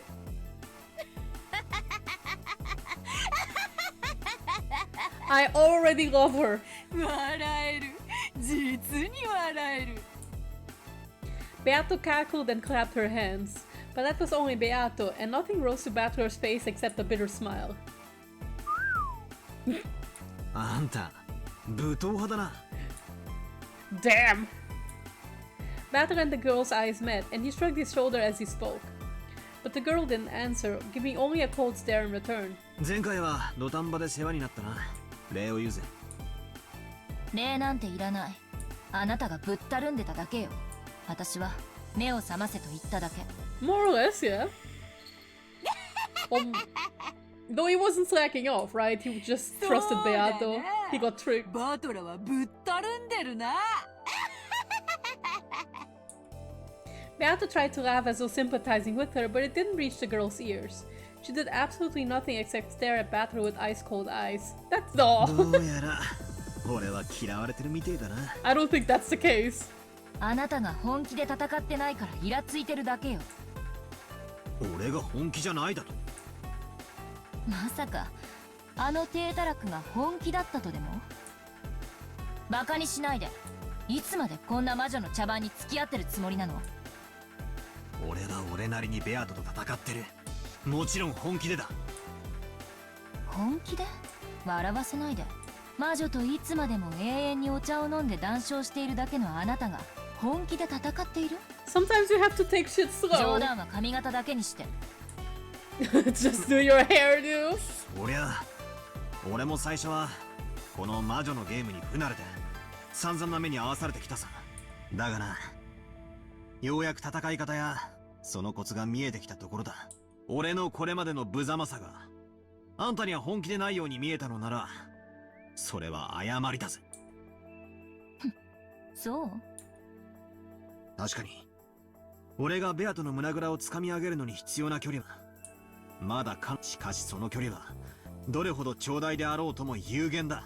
そして俺はゲームを重ねるごとに一歩一歩確実にその距離を詰めている。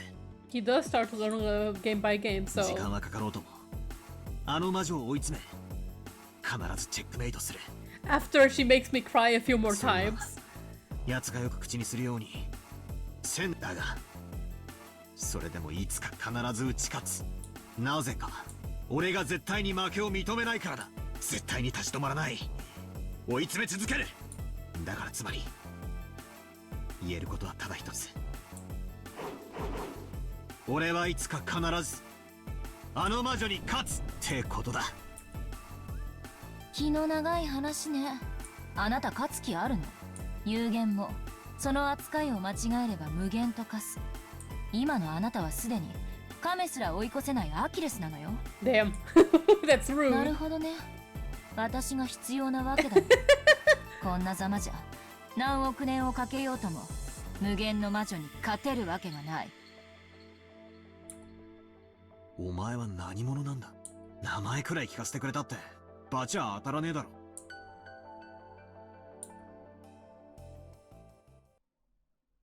What you gonna say? At that point, the girl fell silent, gazing straight into Batter's eyes. At first, Batter faltered under the firmness of that look, and his gaze wavered slightly, but then his eyes gradually began to be sucked into the pupils that were staring at him. Then inside those eyes, he saw a light that he'd seen some time before. Batter was struck down by how strongly they resembled the eyes of a girl who definitely couldn't be here, even though that was completely impossible. そんなバカなとは思うんだが、なぜかそんな気がするんだ。でもそんなことあるわけがない。まだあいつは6歳のはずだ。お前まさかエンジェ。 Oh, he found it, he figured it out. That's nice.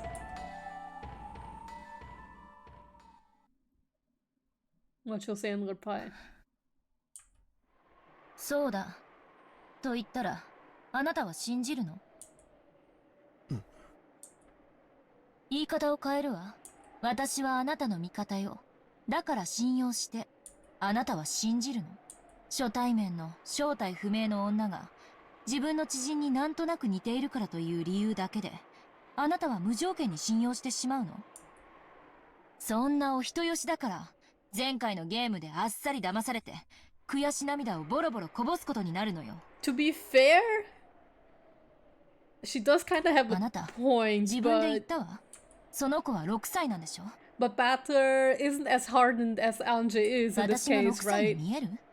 にもかかわらず私がその子だと自称したならそれを鵜呑みにするの？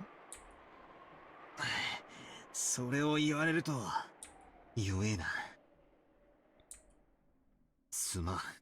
そうだな。俺はお人よしだ。そいつを前回のゲームで思い知らされたはずなのにな。お前が言う俺が本気じゃないってのはそういう意味か？そうよ。あなたは魔女と戦っているつもりでしょうけどただ慣れ合って遊んでいるだけ。 They are チェ bonding. スで仲良く戦って遊んでいるだけなのよ。あなたたちにとってそれは真剣勝負でしょうけれどそれを離れて見ている私には仲良くルールに守られてただ遊んでいるようにしか見えない。 So basically, kind of how Lambda sees it too, huh? きついな。でもそのお遊びに勝てない限りあなたはここから解放されない。だから私が来たのよ。このゲームに決着をつけるためにね。今のあなたは魔女を追い詰めていると称しながら車輪の中を延々と走り続けるハムスターみたいなもの。あれか。夜な夜なくるくると車輪の中を走り続けるあれか。車輪の中を走り続けることは一見無限の魔女ベアトリーチェ、まるであなたのことね。そしてその車輪の中で戦ってるつもりで滑稽にいつまでも走り続けているのが彼。 Thinking about it, he does actually give up on some points a bit easy.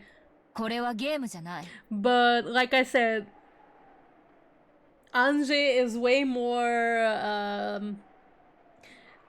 hardened, so she probably doesn't really have much room for being soft like Batter is. 彼を永遠に閉じ込めているだけのカゴでしかない。ほう。わらわの無限をネズミが遊ぶ車輪風情に呼ばわるか。 So if putting it this way, I can imagine that, well, this whole time Batter has had a hard time suspecting his family, even though he suspected Eva at the end of the game in episode 3, but that he admitted that's his weak point for the longest time.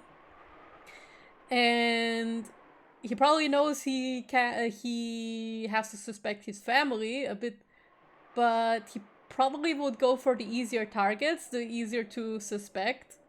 If he was forced to suspect someone he cares about more, I think he would have more trouble. While Ange, I think, does not have such a reservation.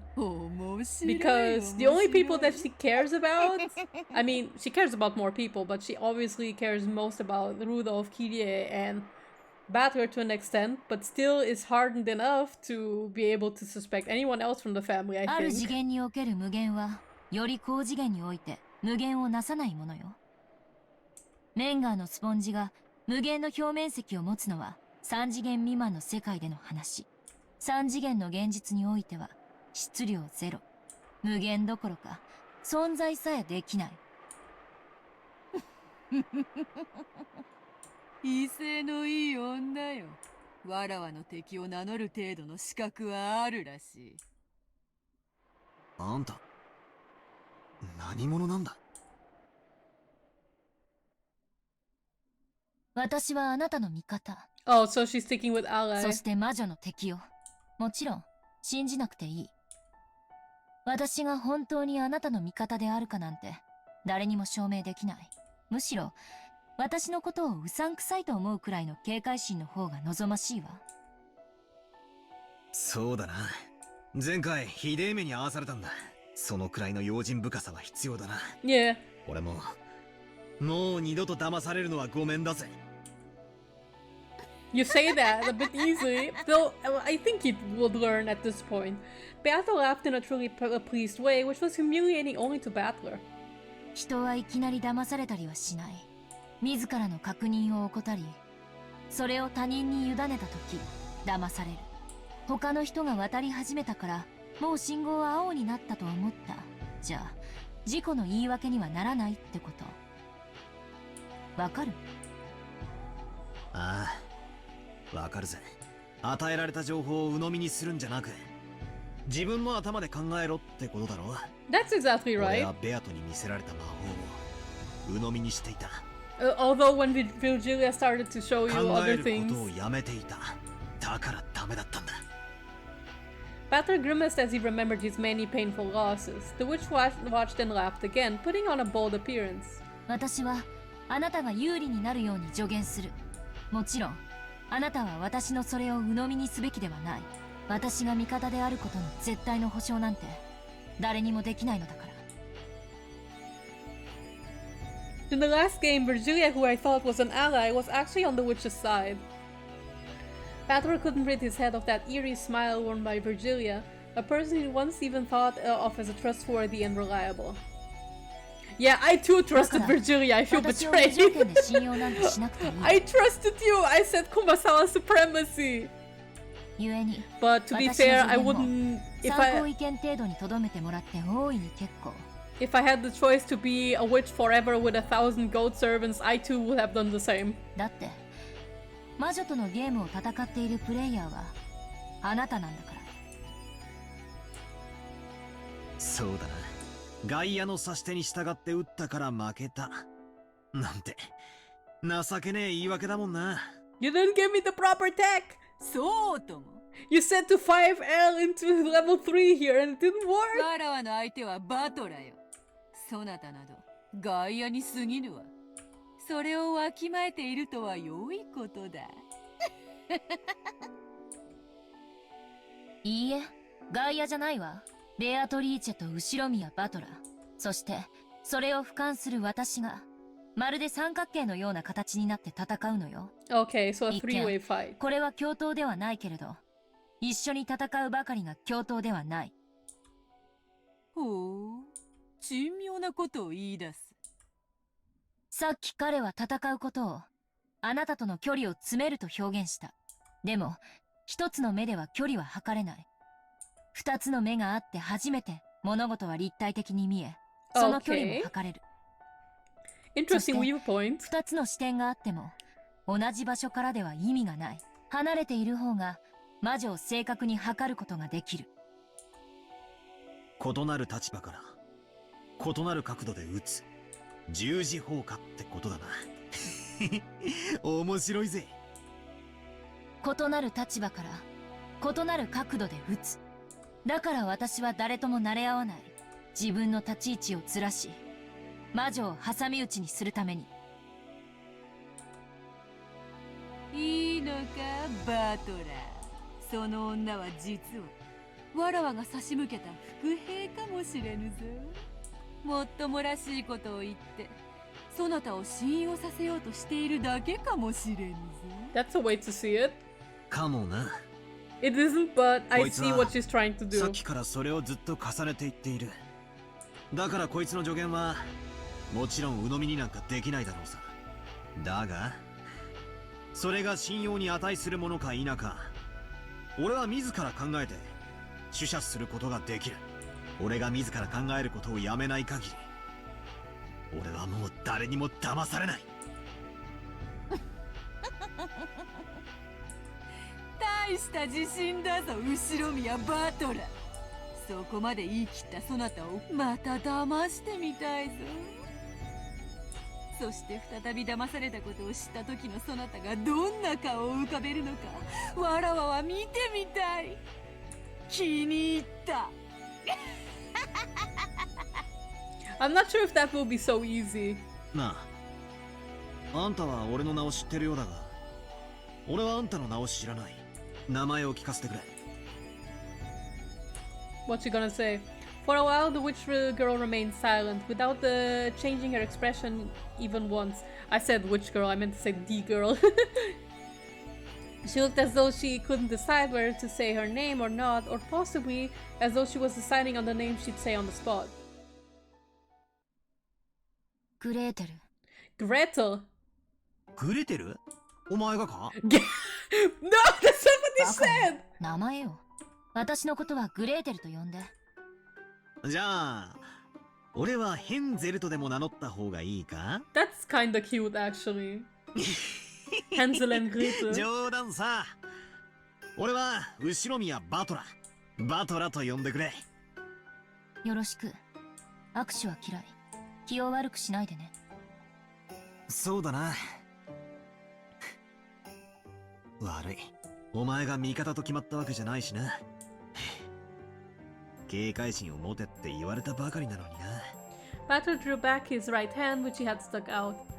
That's unfortunate. His bitter smile disappeared and was replaced with a strong resolve directed at this new fourth game. バトラ、あなたはどうして魔女に勝たなければならないのか。気に入らないからやっつけるなんて抽象的なものではダメ。絶対に魔女を打ち倒してこの世界から抜け出すという強い信念を持って。あなたの帰りを待っている人が必ずいるから。その子のためにも。Aww, that's sad. Maybe there was something she wanted to say. Gretel clenched her fists in front of her chest and hung her head in silence, at a loss for words for a while. As though smashing through that silence, Beato spoke up in a forceful voice like, "Stop being siblings in front of me! よし、 Pay attention to me!" これにてグレーテルとやらの自己紹介も十分であろう。さあさあ思い出してごらんなさい。10月4日に何があったのか。第4のゲームの幕開けであるぞ。 At the same time, as though it had been blown by a sudden gust of wind, the clock had been turned back to October 4, 1986, started to move. And we go! There we go! While we remained in the witch's tea room, the blue-gray sea and the green Rokkenjima spread out beneath us. And we could see a boat heading there, its wake trailing behind it. The sky was already cloudy, and it seemed that the barrier of the typhoon would soon shut the island away. Already? Man, no beach time for anyone. Never mind. There was the boat docked in the harbor, and Goda helping to unload it. Ah, our fellow Goda. Then, once all of its passengers had disembarked, the boat began to separate from the shoreline. The relatives were gradually swallowed up by the island. マリアは相変わらず元気だな。マリアちゃん、気をつけないと転ぶよ。気をつけて。What's with the sad music? You're killing me.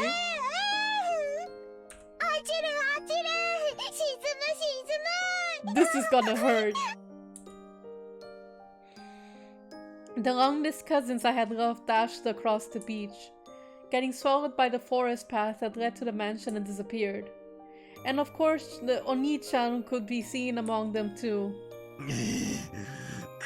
Oh man, Ange just watching all of this.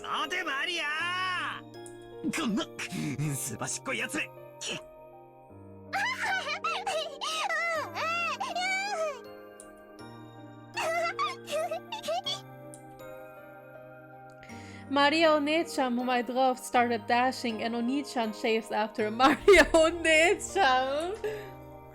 They were swallowed up by the forest. I can't believe this scene might make me cry. Following them, father and mother were also swallowed up.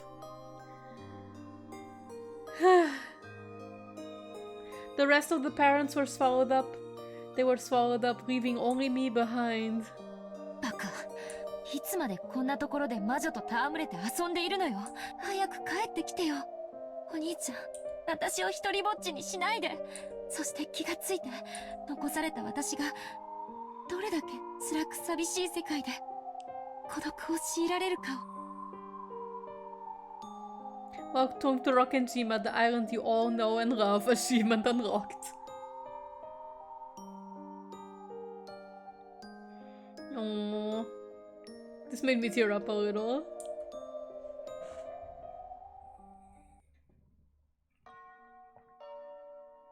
Ange's future, Saint Lucia. Fuck! The school does exist here too? This cursed ass school. ごきげんよう。 It's a magical place. No, it isn't. It's horrible. ごきげんよう。 Oh, the uniform looks a bit different here. It made fine witches. Oh yeah, such as Satoko Delta. Good day to you is a standard greeting gesture here. Greeting use here. No matter how many years passed by, this style of greeting still feels very awkward.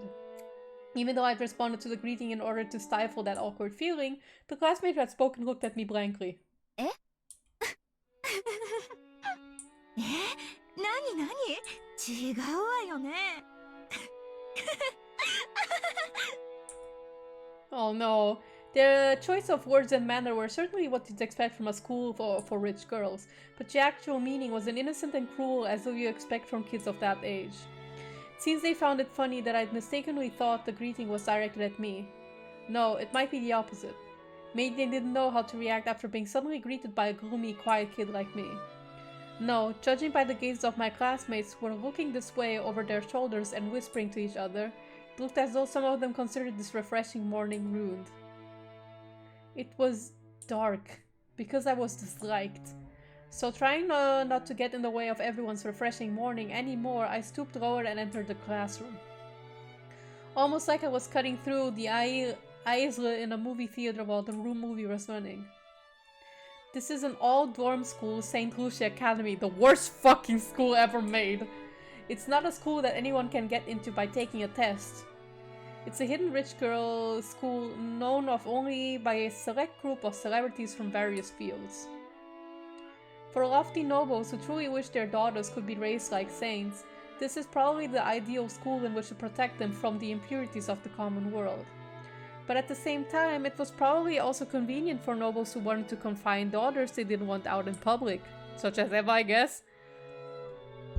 As well as an academy isolated from the impurities of the common world, it also held excellent potential as a prison school.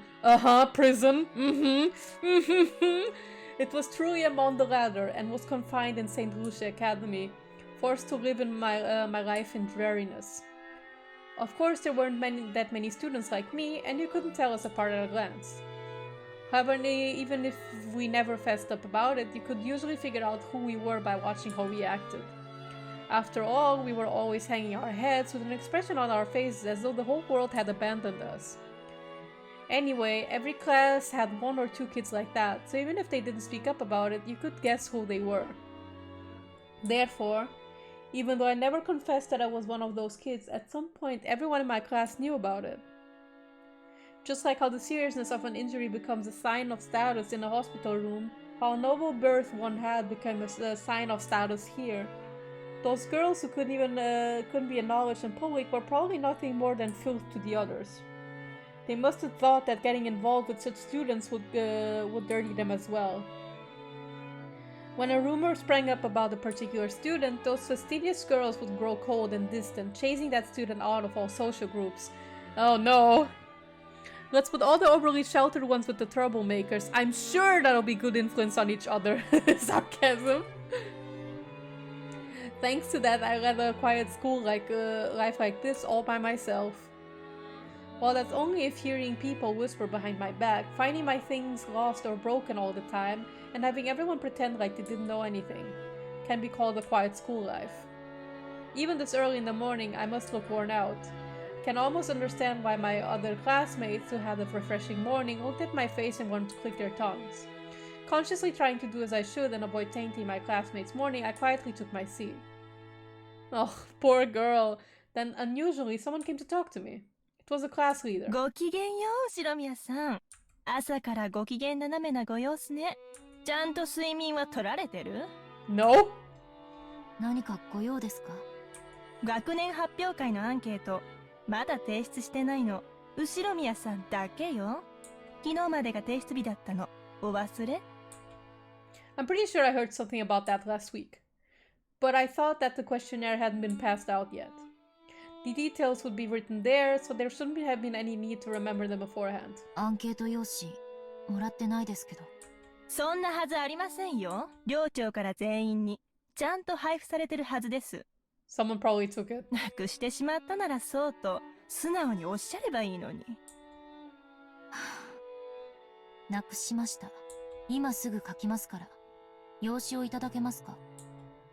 Again, either someone lost my sheet or they intentionally didn't tell me about it. But I have no way of knowing who was behind that. In the end, treating it as though it was my own carelessness would settle everything more quickly. 書いたらご自身で生徒会室のアンケートポストに投函されるように。うちのクラスだけですよ。夕べまでに全員のが揃わなかったのは。As I hung my head at the class leader's scolding, I could hear the giggles and whispers of people watching, coming from no direction in particular. Ushiromiya-san did it again. She's just so careless. She doesn't deserve to be in the school. She has no dignity and no manners either. Oh my god, I hate this school. Sorry girls, but I've dealt with much worse when it comes to unfair personal attacks. As I froze my heart and let those arrows of ridicule pass by, I quickly filled out the questionnaire. Oh man. Oh, Ange. When I learned that father and mother and Oni-chan and all the rest of my family had died, I was at the house of my grandpa on my mother's side. The only survivor of the accident was Ushiromiya Eva, only Aunt Eva. Even at the time, I hadn't really liked Aunt Eva. At a glance, she would act kindly, but even as young as I was, I could see that she was somehow making fun of father and the rest, and I hadn't liked it. So when it was decided that Aunt Eva would take care of me, I was pretty miserable. Maybe it wouldn't have mattered if that gentle Uncle Hideyoshi and George Oni-chan had been with me, but I hated the thought of living all alone with Aunt Eva. I frankly said that to Grandpa, hoping to live together in his house. He said no, huh? However, Aunt Eva had been very insistent that she should be the one to look after me. She had no desire to remarry, so as her successor, I was essential if the Ushiromiya family was to continue. Aunt Eva felt very strongly about the family. She insisted that she take care of me right away so that she could give me an education and lifestyle fitting for a successor. So you tossed her to the worst school? After that, it seemed that confusing negotiations with lawyers took place. But in the end, I was forced to go live with Eva. No! Or yeah, I don't know. I'm pretty sure Eva would have been okay with Ange at the start, but the things turned out bad. After doing that, Aunt Eva told me something. You must bear all of the glory and history of the Ushiromiya family. And in order to make you a fitting successor to bear that, the rest of your life will be dedicated to frantic studying. Sacrifice the rest of your life for the Ushiromiya family. That's what she said. Oh. At first I thought she meant that literally, but I quickly realized that wasn't the case. Because even now, in Aunt Eva's eyes, the one most fitting to succeed her was the late George Oni-chan. At our first meal together, I received strict instructions and questioning about table manners, and was forced to listen to her abuse mom and dad as though they'd been neglectful in their discipline. I also received the same strict instructions regarding manners at my first party, and my clumsiness had been disparaged in front of everybody, forcing me to endure insults to mom and dad as well. After that, repeated over and over, I eventually began to understand. Aunt Eva didn't really want to make me her successor. She thought George Oni-chan was the only one truly suited to be her successor, and she couldn't forgive the fact that it was to be me instead. So she insulted me in front of lots of people. She humiliated me, and she made it known exactly how I was inferior to George Oni-chan to both acquaintances and strangers, surely in place of a memorial service for her dead son. Or rather, she must still be mourning her death. Oh man. However, that wasn't something I could endure. I couldn't possibly live together with Aunt Eva. I was kept like a pet, my life continuously compared with her dead son's. I understood that even when I was still in elementary school. I tried to escape to Sumiya house and run off to the house of my grandpa on my mother's side. However, Aunt Eva had already foreseen that. No, thinking back on it, I might have lured me into escaping. I was caught by the guards and brought back, and for being a coward who was smeared the Oshinomiya family crest with mud and tried to throw it away, in a way that makes my whole body shake and shiver just remembering it. I was punished. How should I describe what Aunt Eva was like when she punished me? In a frenzy? Gleeful? I saw the anger and sadness of losing her beloved son, and as well as the hatred and pain from me stealing that inheritance from the son who should have received it. And the dark pleasure at being able to let those feelings out on me. I was hit with all those negative emotions at once. Oh no. That's horrible. Then all of my free time and freedom to act was stolen, and I was put under surveillance around the clock. I may have lived in a gorgeous mansion dressed in expensive clothes, but my heart and dignity had been trampled upon, and I was the Yoshinomiya family's slave. It's cattle. Compared to that lifestyle, the derisive laughter of my classmates here was calm and pleasant, caused my heart no trouble. Oh man. That's really depressing. After burying almost all of the fields of the questionnaire with nothing in particular, I folded it in and put it in my pocket. Because if I left it in my desk, it might disappear again.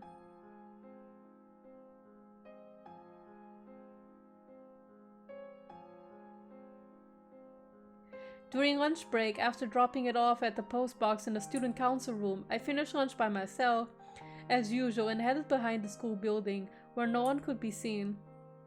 Only my time by myself could protect me from the derisive laughter and gossip. Since I was hated and didn't have a single friend, my time alone was the most kind to me. After checking the surrounding bushes to see whether some malicious classmates were hiding and threatening my time of quiet, I finally relaxed the tension from my entire body, knowing that I had gained some true peace. Then, I let out a sigh. It faltered heavy, as though it was the first time I had breathed out today. My old favorite place behind the vegetable garden storehouse had been found out by my classmates, and I'd been teased, so this was my new lunchtime hideaway. There was nowhere to sit behind the school building.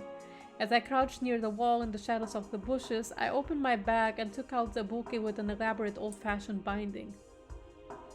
Just glancing at it, you'd probably think it was a religious book or something written in the Middle Ages. But this wasn't a book, it was a diary. Of course it wasn't my diary. There weren't any special things worth writing about in my daily life. Every single day was just grey, cold, and dry. In those completely unchanging days, there aren't any changes worth writing down. This was a diary of Maria One-chan, a girl I'd been very close to. She'd been a bit strange and 3 years older than me, but One-chan was always a warm, wonderful cousin. She would always grab me by the hand and let me join in on some fun game. That's so cute! I remember that being able to see her was the most fun part of our family greetings. When I opened the diary, the characters, which were made fairly skillfully considering that this was an elementary schooler, were packed close together, though they were written on every other line. Was she just hopelessly obsessed with jotting everything down in her diary? Probably not. To her, writing her daily life down in a diary was probably like having a conversation with another part of herself. So rather than an object on which the events of her day were written down, Maria Onechan's diary was written like a letter to another part of herself, telling of the events of that day. I found this diary among her belongings after her death and secretly took it home. At first, I felt that reading someone else's diary might be boorish, and satisfied myself with just keeping it by my side. But I couldn't help flipping through the pages and reading through it bit by bit. I'm so depressed that Maria's dead. And by now, she had become my only friend. I gently opened up to the page with the bookmark. マリアお姉ちゃん、お待たせ。また、お姉ちゃんのお話を聞かせて。No, at the same time, a very, very soft breeze blew, tickling the paper. I thought the open diary might have sparkled faintly. The weather's good today. Maria Onechan loves the wonderful rays of sunlight, so I'm sure she's in a good mood. On the pages of the open diary, no, in the world of the diary, Maria Onechan showed herself. Oh!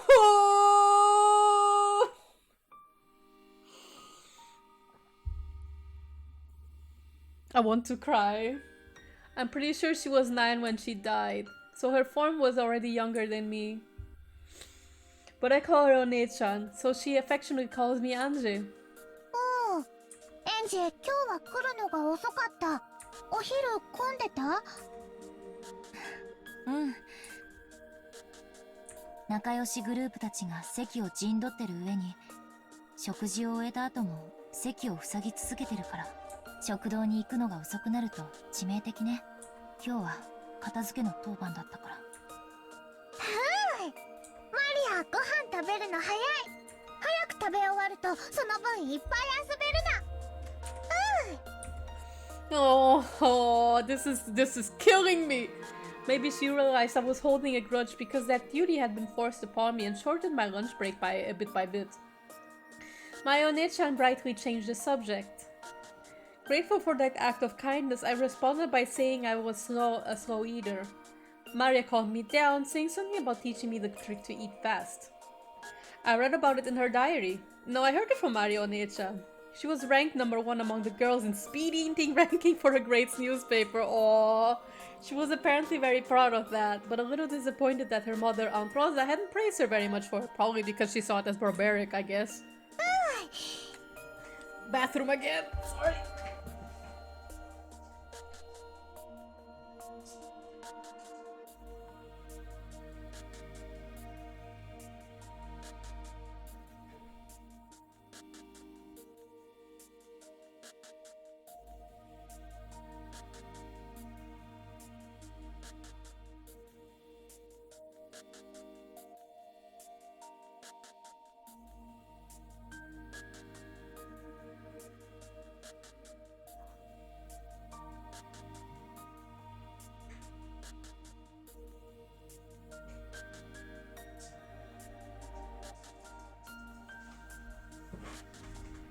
Alright, there we go.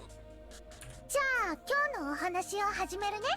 昨日はどこまでお話をしたかな？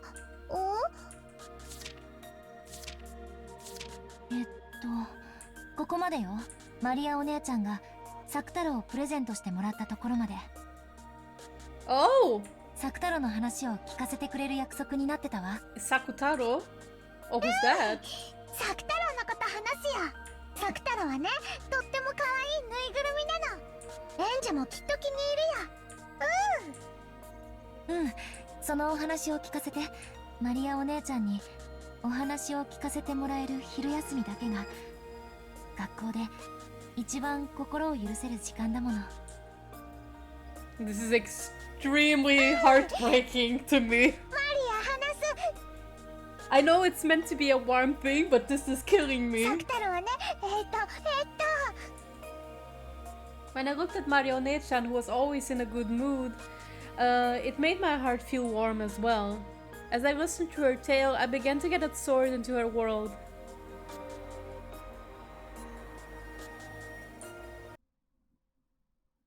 Oh. Oh, okay. I got scared for a second. Nagaremat. ハッピーバースデーマリア。 Oh, oh, nice outfit for Gomenne. Rosa. 帰りが遅くなって。 So cute! So cute! ママもお仕事お疲れ様。 Baby! ママが忙しいの知ってるから遅くなっても泣かないで待ってた。 Oh my god! おとなしくテレビ見て待ってた。うん。マリアは偉いわね。 Oh. お行儀よく待ってたご褒美に今日は何でも好きなものを注文していいわよ。もちろん食べきれる分だけだけどね。今日はコーンスープをオニオングラタンスープに変えてもいい？ええ、いいわよ。200円高くなるけどプロシュートピッツァに変えてもいい？ Yummy. ええ、いいわよ。本当に食べられるならね。でもいっか、誕生日だしね。ちゃんとお行儀よく待ってたいい子のマリアにご褒美もないとね。 Oh my god. I'm going to じゃあ die. デザートにエンチェラードチーズケーキもつけていい？あとねシェフの気まぐれフルーツサラダにキッズフライドポテト、メロンソーダも飲みたい。マリアはいい子、マリアはいい子。ママに褒められた。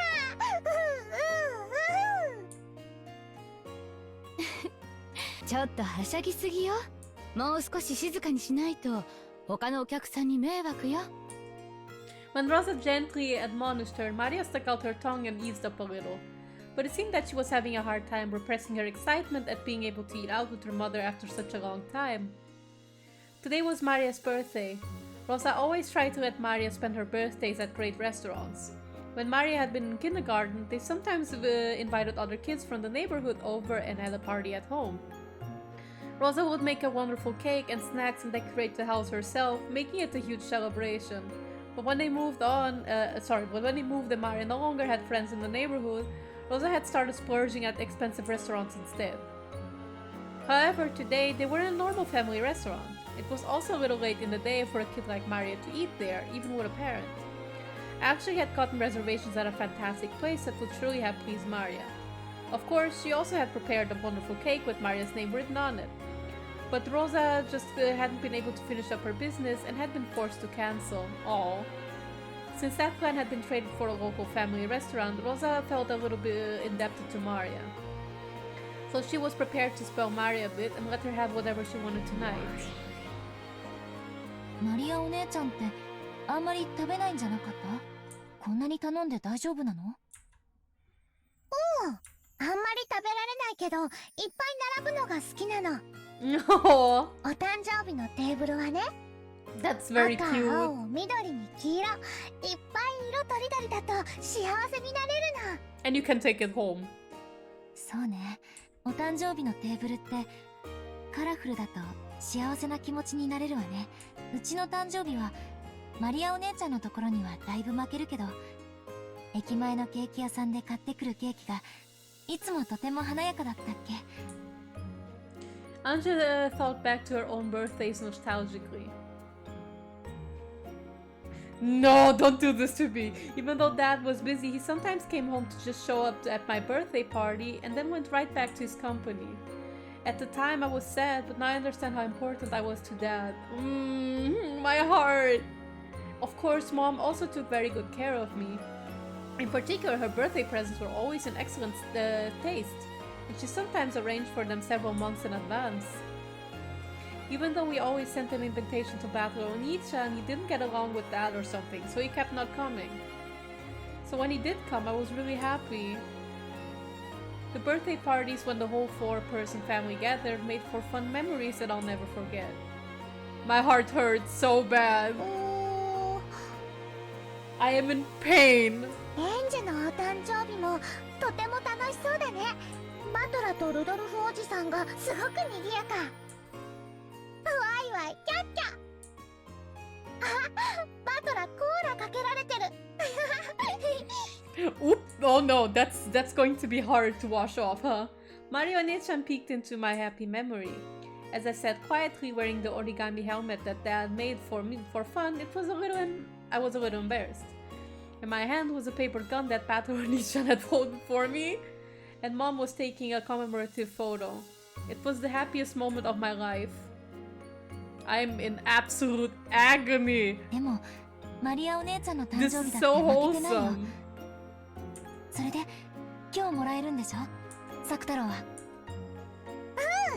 すっごく楽しみだった。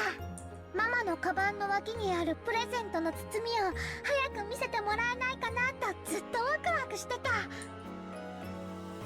Saktaro is the name of a stuffed animal that Maria was to receive that day.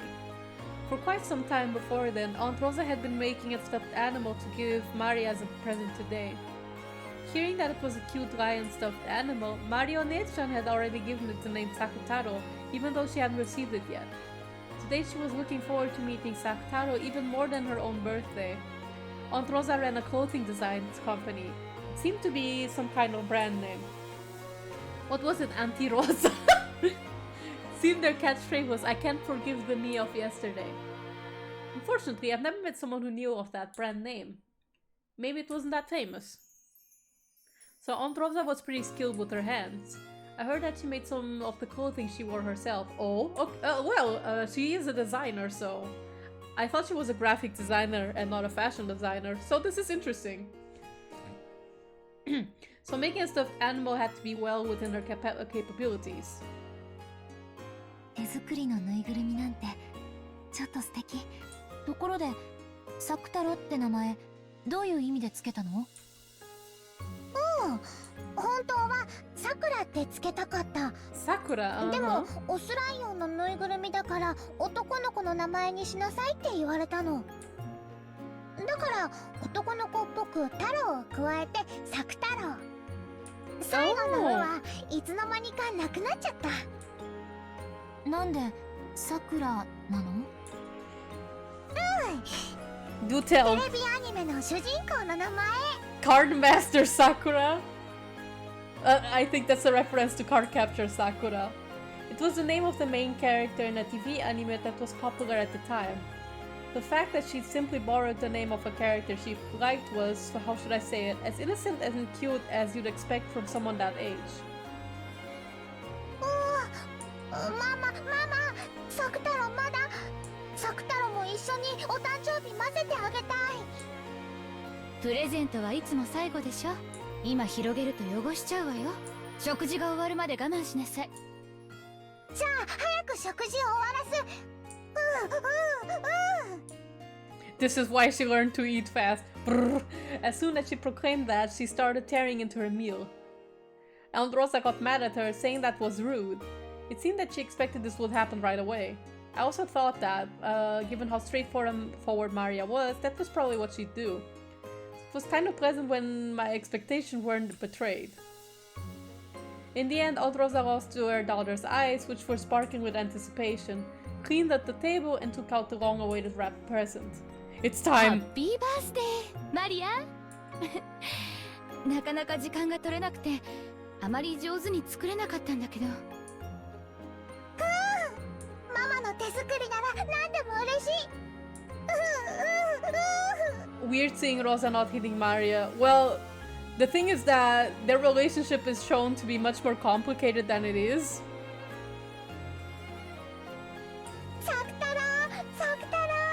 And we only ever got to see a lot of their relationship when it's on the bad side of things.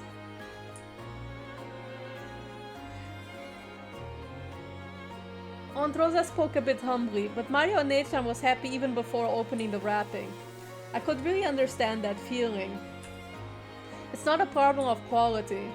Just the fact that it was a handmade present was more pleasing than anything. Not gonna lie though, whenever I see a scene with Rosa and Maria, there's always like, at the depths of my soul, there's always like a tinge of anxiety because I'm like, when are you going to lose your temper? I'm scared. 本当はお家に帰ってからにしてほしいんだけど、ちょっとだけよ。ちょっと見て挨拶したら一度しまうのよ。ちゃんと挨拶するのはお家に帰ってからにするのよ。ここはお外なんだからはしゃいじゃダメよ。約束できる？約束する。だから開けてもいい？ママ、開けてもいい？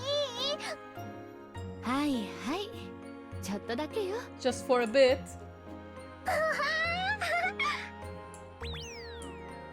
Before Aunt Rosa finished talking, Maria started unwrapping it. He's so cute! Look at him! As soon as she did, yellow and orange peeked out. What appeared was a slightly blank-looking lion stuffed animal. Holy shit, that's a tongue twister. With a cute round eyes and a wide chest. It was about the size of a small pillow. It looked pretty big next to someone as short as Mario One-chan, but it probably wasn't that large. From the perspective of someone who didn't know better, it would probably look like something cheap bought from a department store or something. But to Mario One-chan, it was her mother's handmade stuffed animal, the only one of its kind in the world and irreplaceable. This is so cute! Help! かわいいかわいい、すっごくかわいい。ママありがとう、ママありがとう。お仕事で忙しいのにこんなにかわいいぬいぐるみを作ってくれて本当にありがとう。そんなに褒められるとかえって恥ずかしいわ。全然時間が取れなくて大したものを作れなかったの。本当は抱えきれないくらい大きなのを作るつもりだったのにね。My heart's going to explode too, Kumamaru. I'm dying. Even if I have a little bit of anxiety of when Rosa might possibly lose her temper, which I hope she doesn't, I will enjoy this wholesome moment now.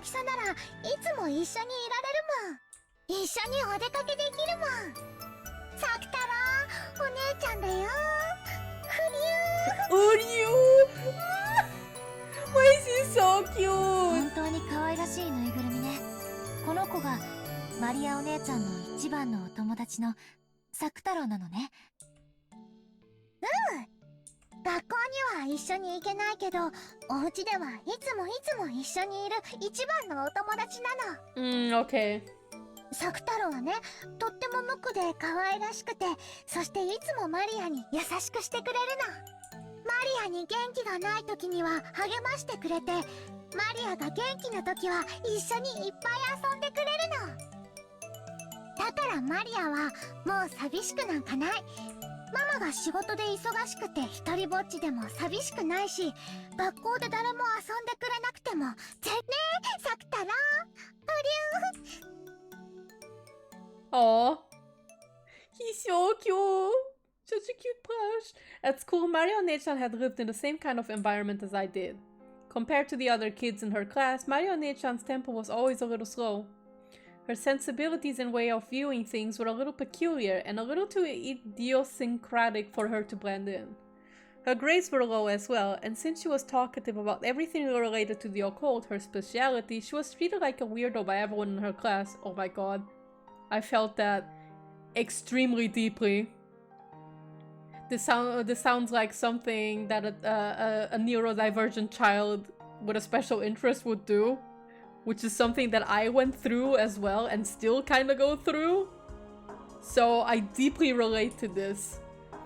If you were touched by Mario One-chan, you'd be cursed, stuff like that. Apparently everyone in her class acted like she was disgusting, made fun of her and avoided her. I'm gonna rage.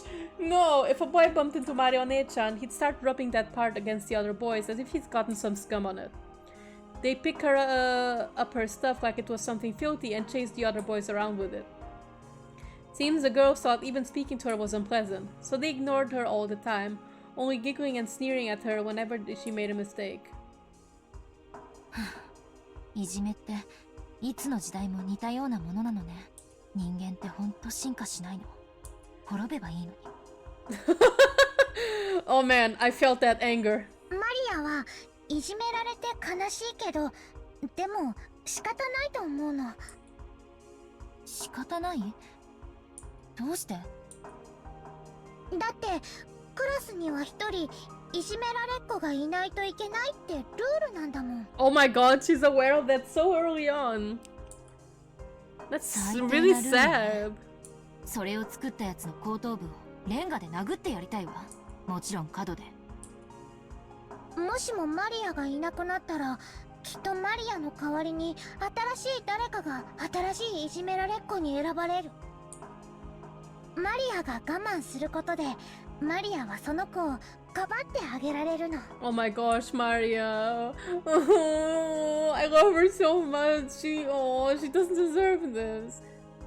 As she said that, she smiled faintly. Maria Onechan's way of thinking really is unusual. According to her, from the beginning, a witch had resided in that place called a school. So she says that any place where a lot of people gather will have a witch residing there. Sorry, no. The witch tries to steal the student's soul through death by disease or accidents. Apparently, she sometimes also corrupts those souls, leading them to down that path of evil. She says that an angel came, not content to let that continue. 天使様はね、魔女をやっつけようとした。でも魔女は兄弟で、戦いは7日7晩に及んだんだけど、それでも決着しなかった。7 days and 7 nights? 疲れ切った魔女は休戦しようと言ってこう提案したの。前に聞いたわ。私はこれまでクラスの生徒の半分を病気にしたり怪我をさせたりしてきました。でもその代わりに残りの半分の生徒は病気と怪我から守ってきました。だからもしもクラスの一人を私への生贄にいじめられっ子にしてくれるなら、その他全員の生徒を病気や怪我から守りましょう。だったっけ？おう、天使様は考えたの。クラスの半分が不幸になることに比べたら、クラスの一人だけが不幸になることの方がずっといい。I'm gonna fight that angel. それに魔女はその強力な力で他全員の生徒の安全を守ってくれるという。クラスに40人の生徒がいるとして、20人の犠牲者が1人に減って19人が助かるというわけね。実に合理的な提案。I wonder if there's some theme behind this fairy tale. If it's a creation by Maria Onechan, a 9-year-old girl, that'd be pretty impressive. 天使様はその提案を飲むことにした。だから一人の生贄によって19人は救われた。だからマリアの役割は大切なの。魔女は19人を守ってる。私たちが生贄になることによってその19人に感謝された覚えはないけれど。Yeah, those 19 people in your school suck, Ange, and so are the ones in Maria's school. Maria Onechan's idea was too compassionate. Both of us are suffering from a very similar type of misfortune. And yet, maybe a small difference in our way of thinking changes how peaceful our hearts are.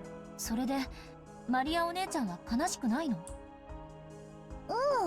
悲しくなんかないよ。だってこれからはサク太郎が一緒だもんね。サク太郎。Oh. マリアと一緒なら僕も元気。 Oh? ほら、サク太郎も元気って言ってるよ。 He speaks? Maria Onechan hugged the Saktaro stuffed animal, playing both sides of the conversation herself. I don't understand it. That's exactly why I want to reach Maria Onechan's level. So I was intensively drawn to her tale and her words. エンジェは一人ぼっちだから辛い？辛いわ。でもマリアお姉ちゃんとこうしていられる時間だけは別。一人ぼっちじゃないから。ならサク太郎もお友達になればもっと楽しくなるよ。じゃあ今日からサク太郎もエンジェの新しいお友達だよ。ね、サク太郎。Oh.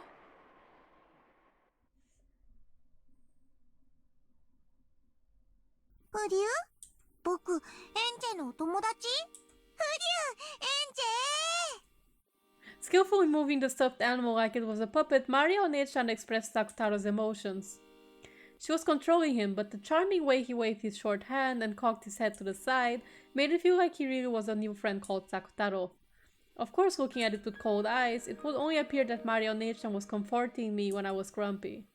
But a soul had definitely been sent into that stuffed animal. The soul of Marionette-chan's love. Help! So I acknowledge the existence of being called Sakutaro inside that stuffed animal. エンジェもサクタロに挨拶して。ほら、サクタロもご挨拶。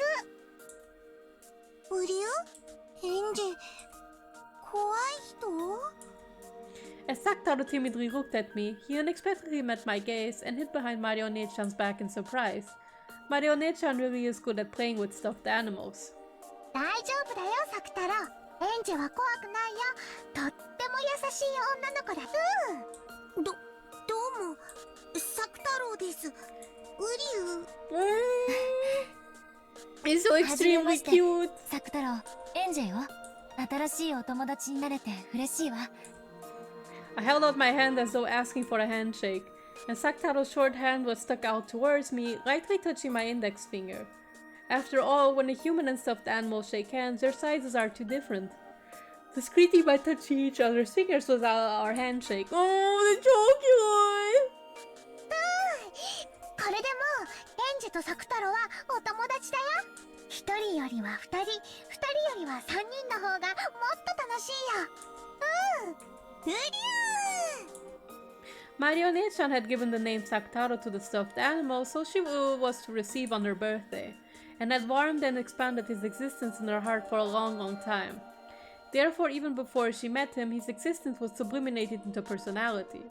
Even at the first moment they met, they were already friends. Of course, that wasn't anything extraordinary in Marionette-chan's eyes, although I don't think she personified and loved anything quite as much as Sakutaro. She loved the things she owned very much, treating them just like friends or beloved pets. Maybe Aunt Rosa hadn't let her keep a pet at some point in time, so she felt like treasuring objects instead. And maybe she was so isolated that she'd been forced to find a friend nearby. Because of all that, what happened that day wasn't anything extraordinary from her perspective. Even so, Sakutaro, no, maybe I should call it Sakutaro, like Marionette-chan. There's no doubt that Sakutaro was a stuffed animal. No, a friend whom she loved more than anything or anyone. He's extremely cute. もしもし、ママよ。上機嫌ね。お友達が来てるの？サクタロと遊んでるの。サクタロったらね。It was already about 9 at night. Rosa had asked because this wasn't a good time to have a friend over, and she'd been just a little surprised. But when she thought about it, Mari didn't have any friends who would come over to play, did she? Even so, to think that she had so much fun playing with that stuffed animal, Rosa was very pleased that Mari had liked her birthday present so much. ごめんね、ママ、どうしても仕事が片付かなくて。来期のラインナップが難航してるの。ようやく少しずつ注目され始めたみたいで、なんとかここで期待に応えられるインパクトを与えたいのよ。今夜もお泊まり？いいよ、頑張ってママ。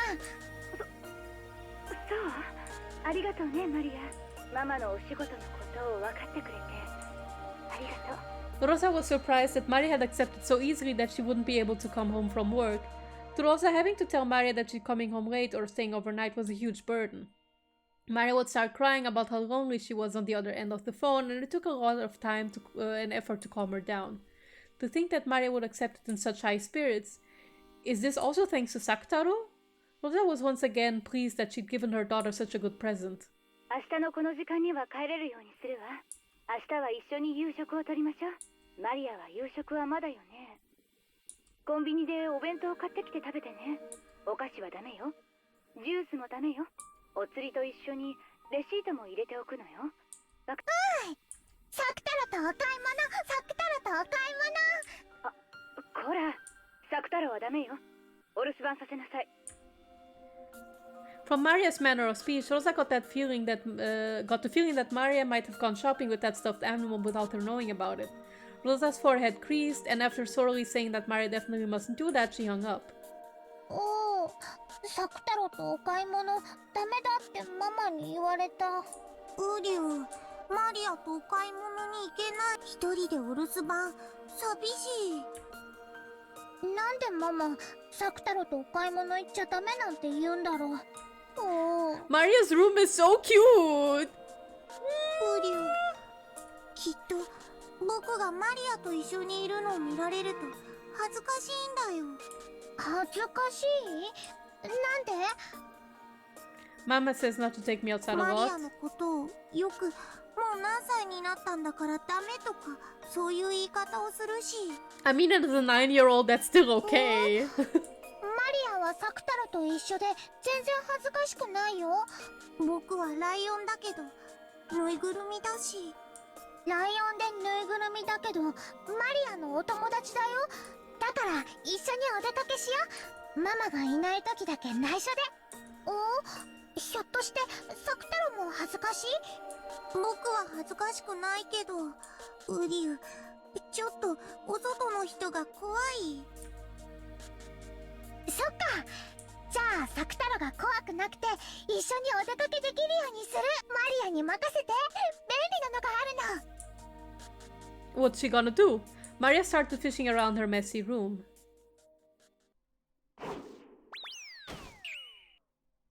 Rosa often told her to clean it up, but Maria apparently didn't like doing it. However, Maria herself knew more or less where everything was. So much so that if it were to be cleaned up, she would have trouble finding where anything was. Oh, I felt that. Literally same.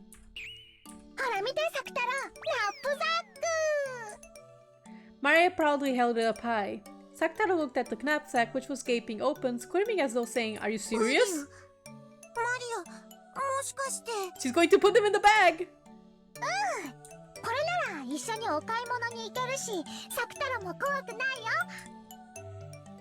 Maria held Saktaro up and started stuffing him into the knapsack.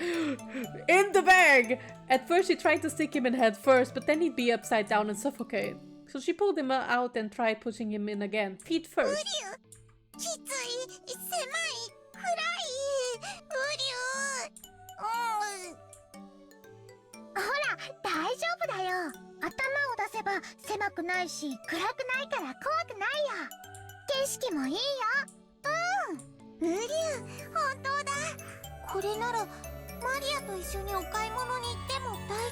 Give me a short second, I absolutely have to see Maria's full outfit. It's so cute! Oh, I can't see it. That's unfortunate. No, I wanted to see the other outfit.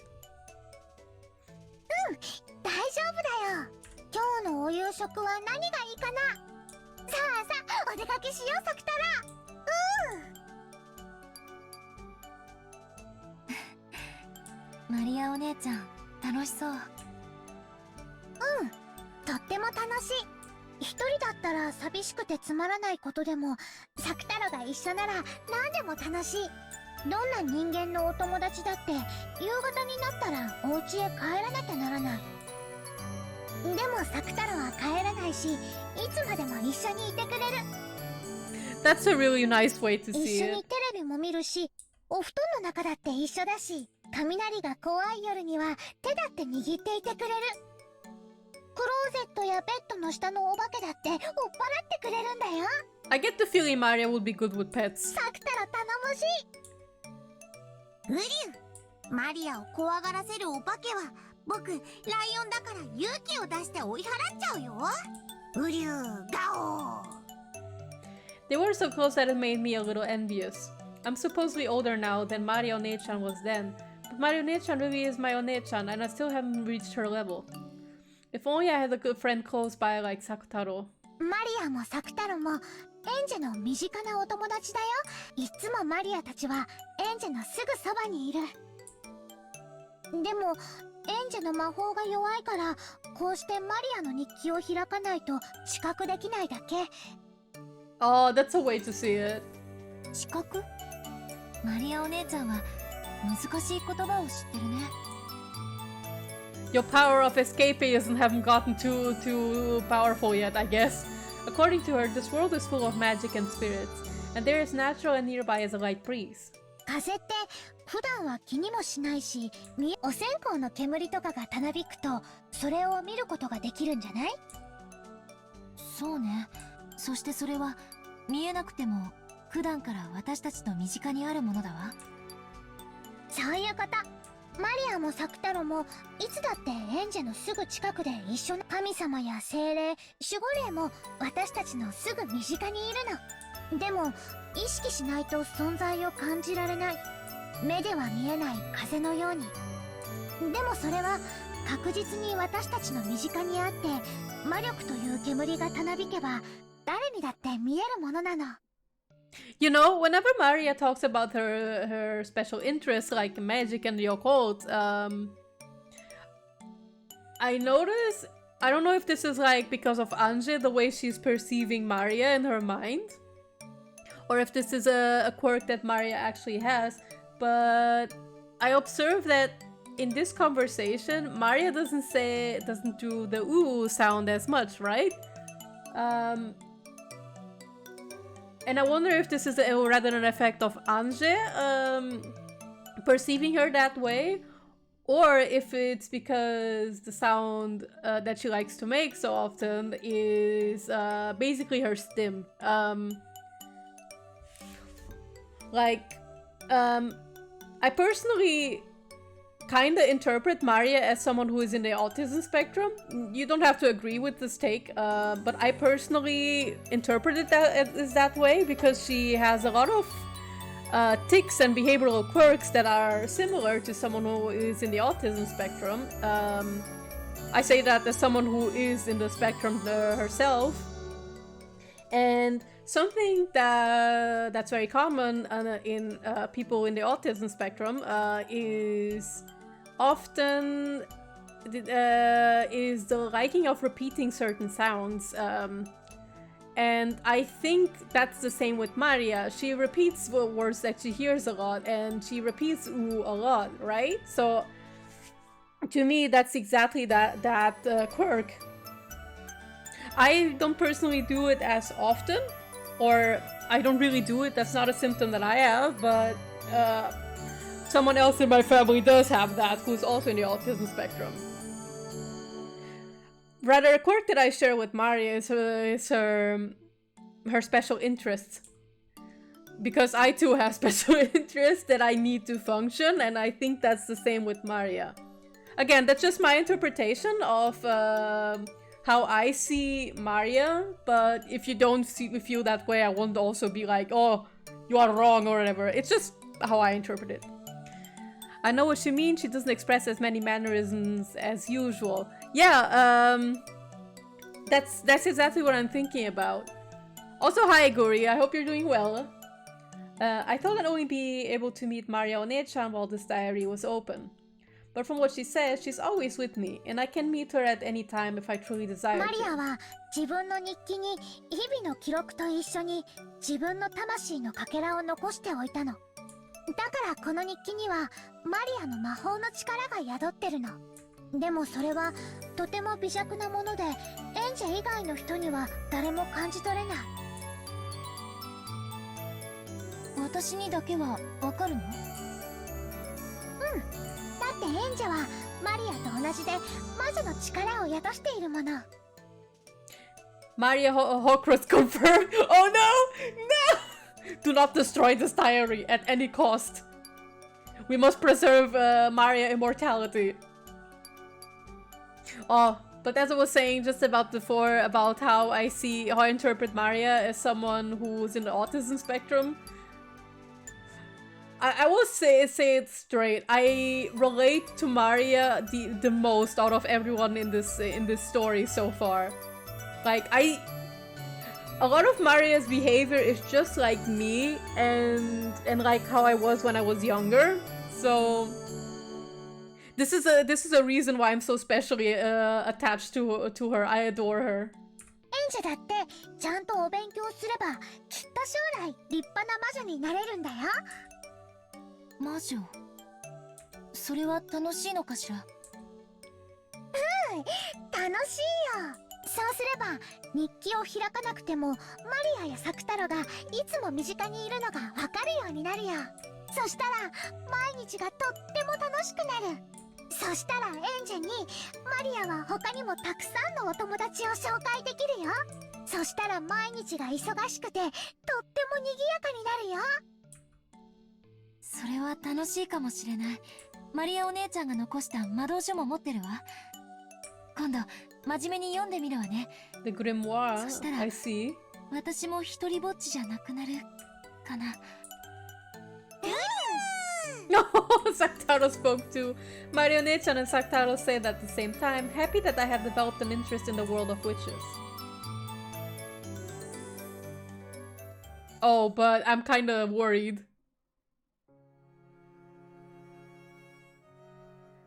Didn't Ange, like in the game board, didn't she say something like, we have to disprove witches aren't real? I'm kind of scared what this might lead.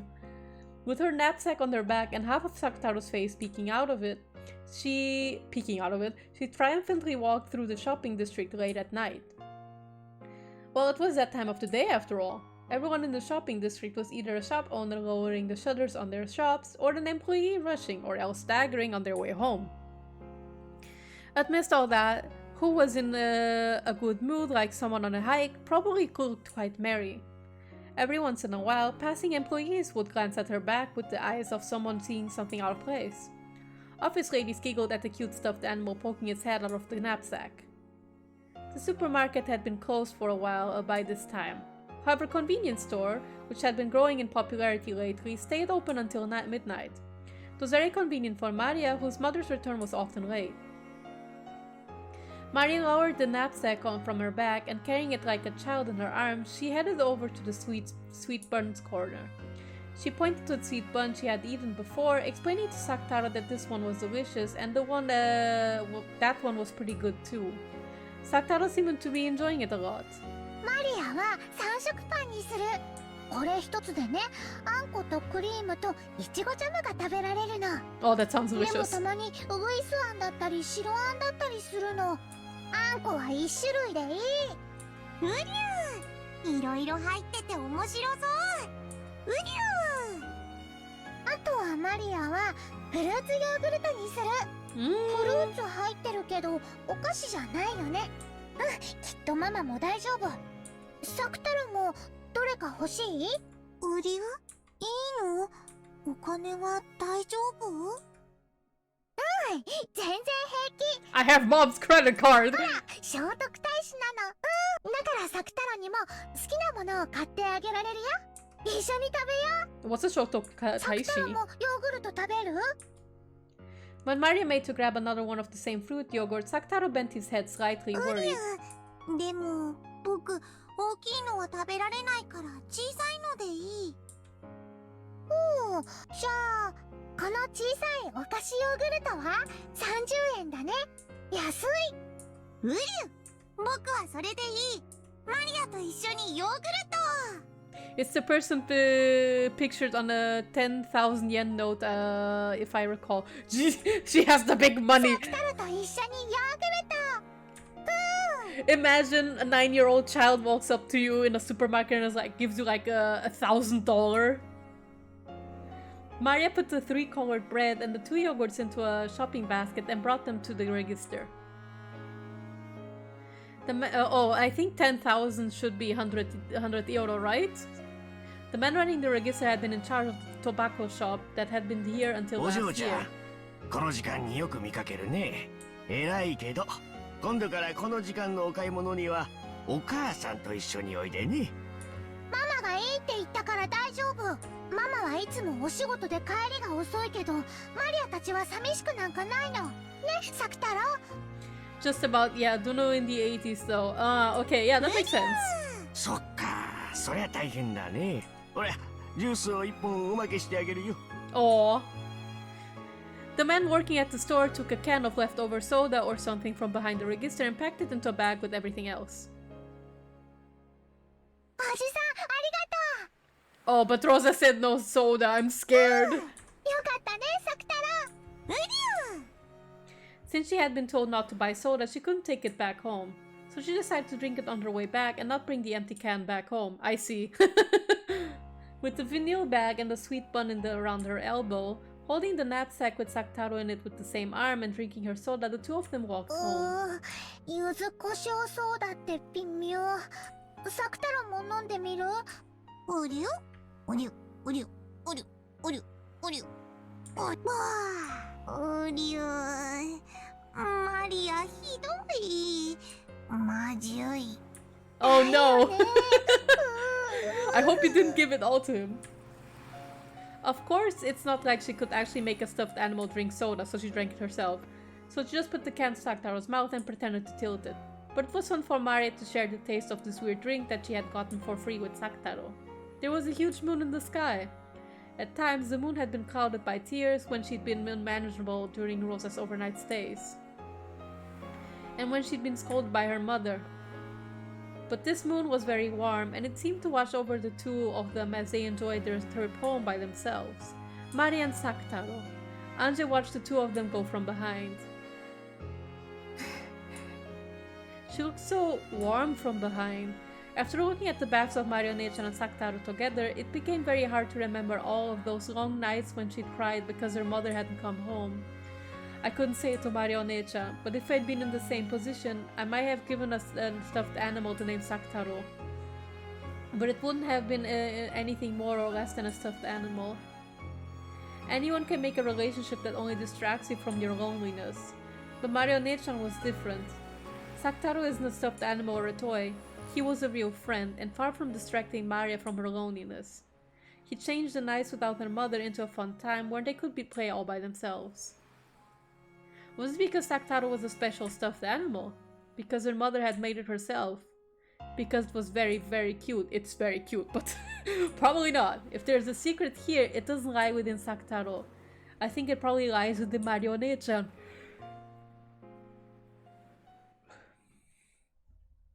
Yes, probably. マリアお姉ちゃんの言う魔法の力なの？ The power of imagination. 魔法を知るということは、今まですぐそばにいたのに気づけなかった。まるで新しいおもちゃ屋さんが近所にたくさんできるみたいに楽しいこと。 If even I, locked up in an academy without a single friend, had power like Marionette-chan, I wonder if I could make my days just a little bit richer. I wonder if I'll be able to honestly shed tears on nights I feel like crying to smile on gray nights. できるよ。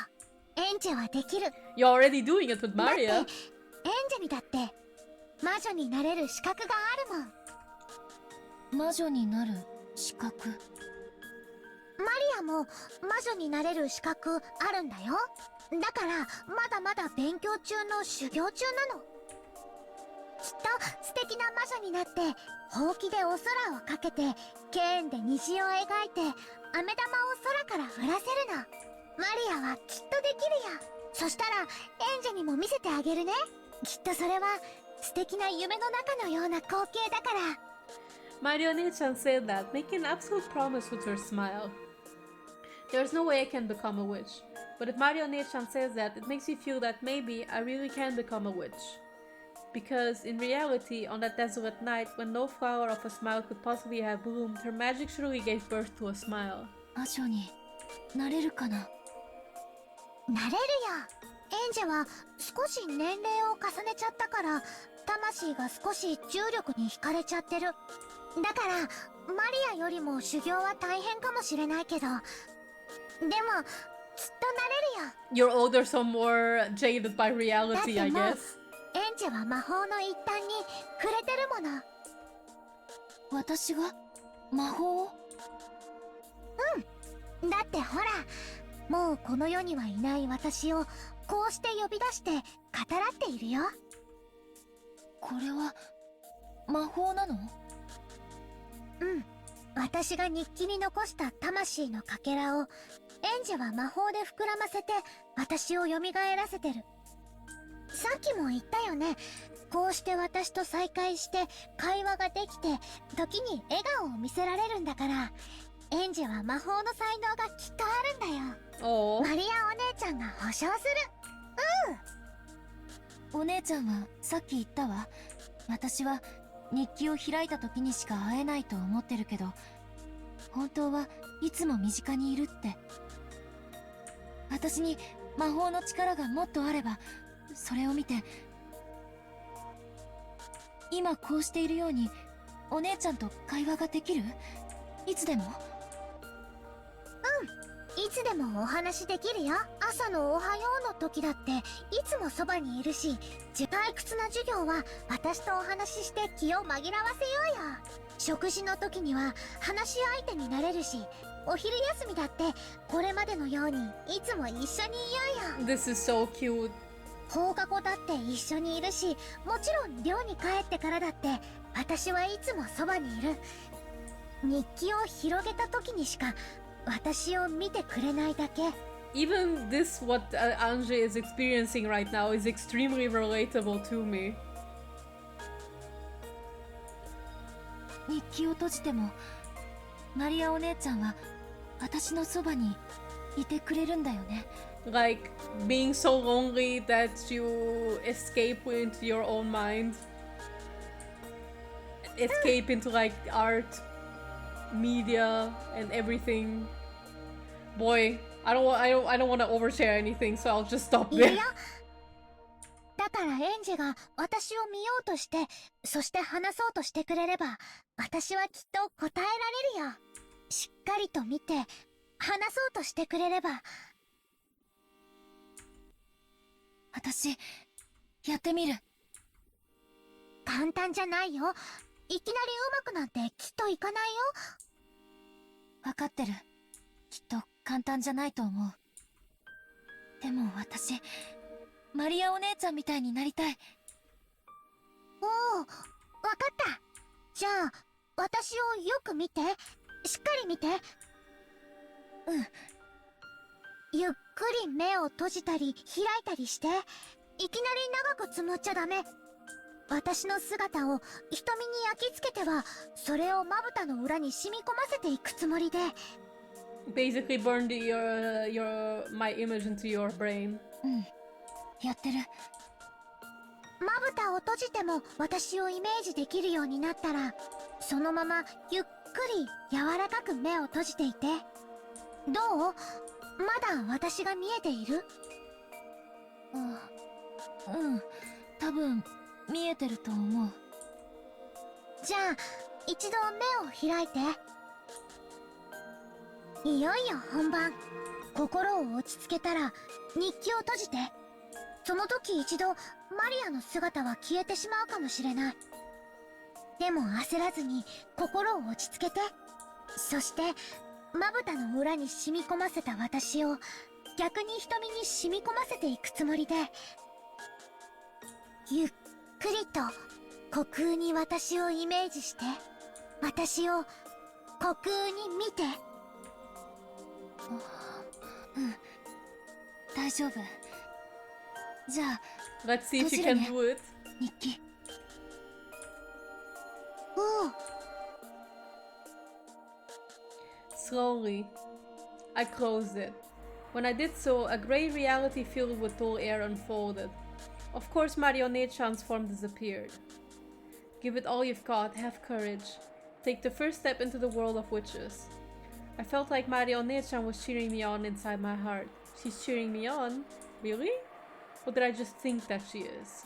No, that's wrong. It's because I think that I cannot see her. Marionette-chan is always by my side, and even now she's definitely there, cheering me on to do my best. That reached my ears, so I mustn't ignore it like it's my imagination or the voice of my own heart. I believe that Marionette-chan is there. I mustn't doubt. I believe. One-chan said she'd always be by my side. I must not doubt that. But looking at the empty space by the empty back wall of the school building, amidst those almost heartlessly boring full rays of sunlight, calling out her name was unexpectedly difficult. The chains of common sense that had clung on to me until today sneered at me, telling me that the calling out to the empty air was ridiculous. It was almost like being told that to step forward off the roof of a skyscraper overlooking a sea of lights. It's Marionette-chan saying it. It's alright, she's saying that I'm someone who can do it. Stop thinking that you might fall, or that it'd be foolish to take a step off a roof, and free yourself from those chains of common sense. Yes, fuck reality. Fuck common sense. うん。I studied my breathing. I concentrated my mind. Make the vivid form of Marionette-chan in the empty space before you rise to the surface. Understand magic and see Marionette-chan.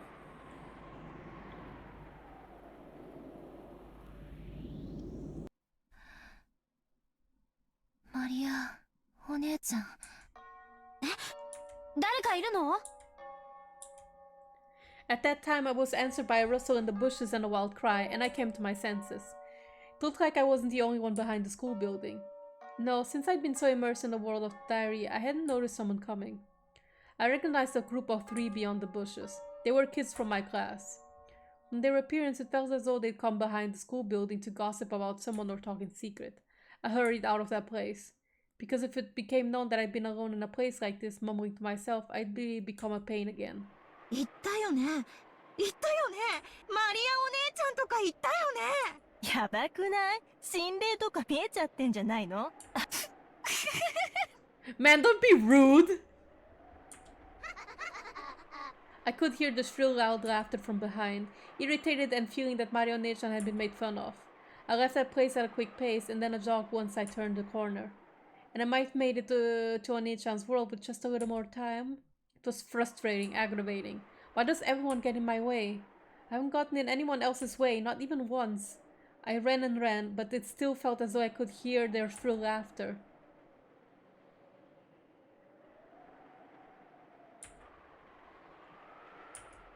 Man, this is a pain. My heart hurts.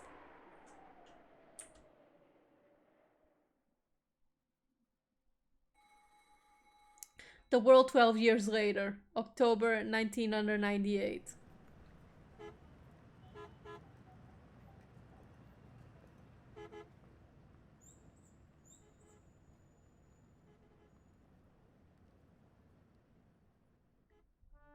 So what we got today? 噂じゃ、エンジェちゃん。You! I've seen you before! あんた、ビルのてっぺんから飛び降りたんだって？ I've seen you before! I don't trust you! 追っかけがうざかったんで、ちょっと巻こうと思って。Ange and an old gentleman wearing an expensive suit were alone in a massive modern conference room. All of the newest machines for presentations were installed there, but they didn't upset its refined and composed atmosphere, and that alone was enough to make the business-like theme of the room evidently clear. However, that didn't matter at all to Ange. She carelessly sat on a high-class chair that executives making a salary of several 10 million yen probably said. 下の方の階で改装工事してて、転落防止ネットがあるの知ってましたし。Probably sat in, looking aloof from the world. Okay. Ange talked about it like it was no big deal, but in reality it had been a miracle among miracles. To think that she'd shot through several layers of safety netting for the remodeling project, been caught in a multicolored banner adorning the atrium and slipped off, only to be softly caught by a final banner, land on the ground without a scratch, and then briskly leave that place. It put Hong Kong movies to shame. Damn. いくらネットがあるの知ってたったって、高さ200メートルの超高層だよ。もしも思い通りにならなかったら、 How can you not trust Green 大 Pinocchio? 変なことになってただろうや。I don't trust Green Pinocchio because I've seen that design before and I don't trust that design. 死んだら死んだで、それまでってことでもいいかなって思いまして。まあちょっとした運試しです。若気の至りってことで。As though saying that she had enough of that topic, Anne shrugged coldly. Seeing that the old gentleman who was looking at the world below through a crack in the blinds cackled. 運試しときたか。いやはや、やっぱり金蔵さんのお孫さんだね。天賦。天の会長も博打に平気で命を懸けられる人だったが、これも後ろ宮の血なのかね。やっぱりあんた、将来大物になるよ。悪いことは言わない。家出ごっこはこの辺で切り上げて、スマデラの家に戻ったらどうだい？ Sumadera family? 実家と仲が悪かったって聞いてます。お葬式で初対面の人の家になんて行きたくないです。The Sumaderas are Mom's family. They're an old family from Kyoto and compared to Mom's frank attitude, unbelievably strict. The only Sumadera I've been on good terms with was Grandpa, who was living apart from his family under the guise of retirement. Mom kept in touch with him too, but she avoided the rest of the family completely, almost hostilely so. Jesus. So when I went out to play with the Sumadera family, it was always Grandpa's house I visited. When I was young, I didn't really understand it, but I hear that Grandpa was in an extremely weak position as a man who moved into his wife's family register, and his relationship with Grandma was also bad. You might even say that Grandma hated him and confined him to the house. It wasn't hard to imagine that because she had a soft spot for Grandpa alone.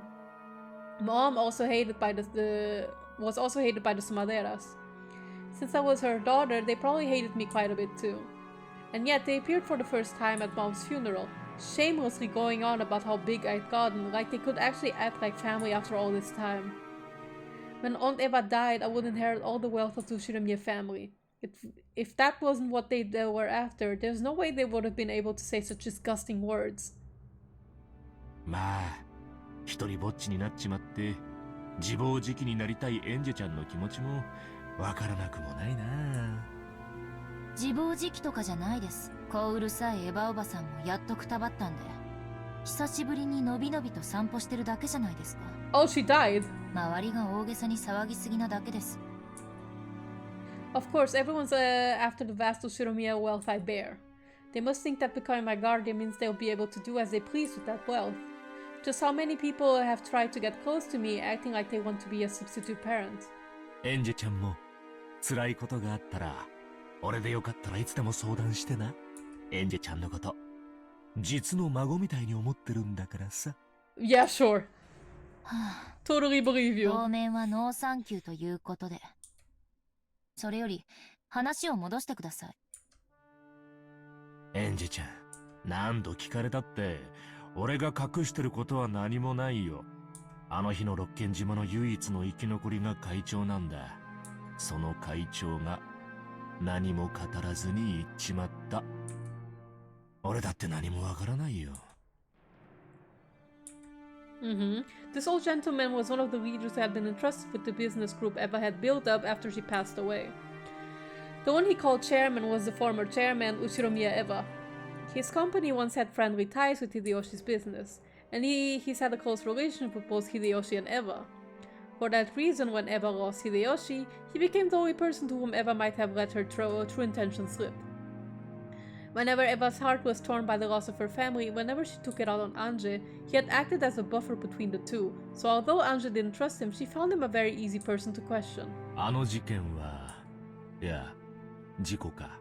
事件なんて言っちまったら怒られちまうな。そりゃ俺も世間やワイドショーと同じ程度の疑問は持ったさ。どうしてエヴァおばさんは事故当時、屋敷から2キロも離れたところにたった一人で、それも嵐の晩に。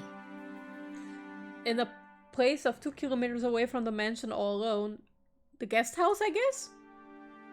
当時、金蔵さんは次の跡継ぎに誰を選ぶかで迷われていた。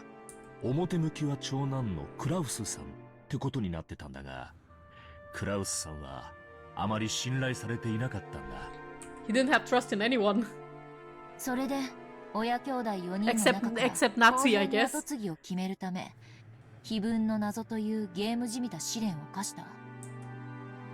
それは表向きだな。おそらく金蔵さんは初めからエヴァさんを当主跡継ぎにするつもりだったんだ。長男が跡継ぎだという自らのルールを撤回してでも、クラウスさんと違い非常に勤勉で優秀だったエヴァさんに家を任せたかったんだ。You think?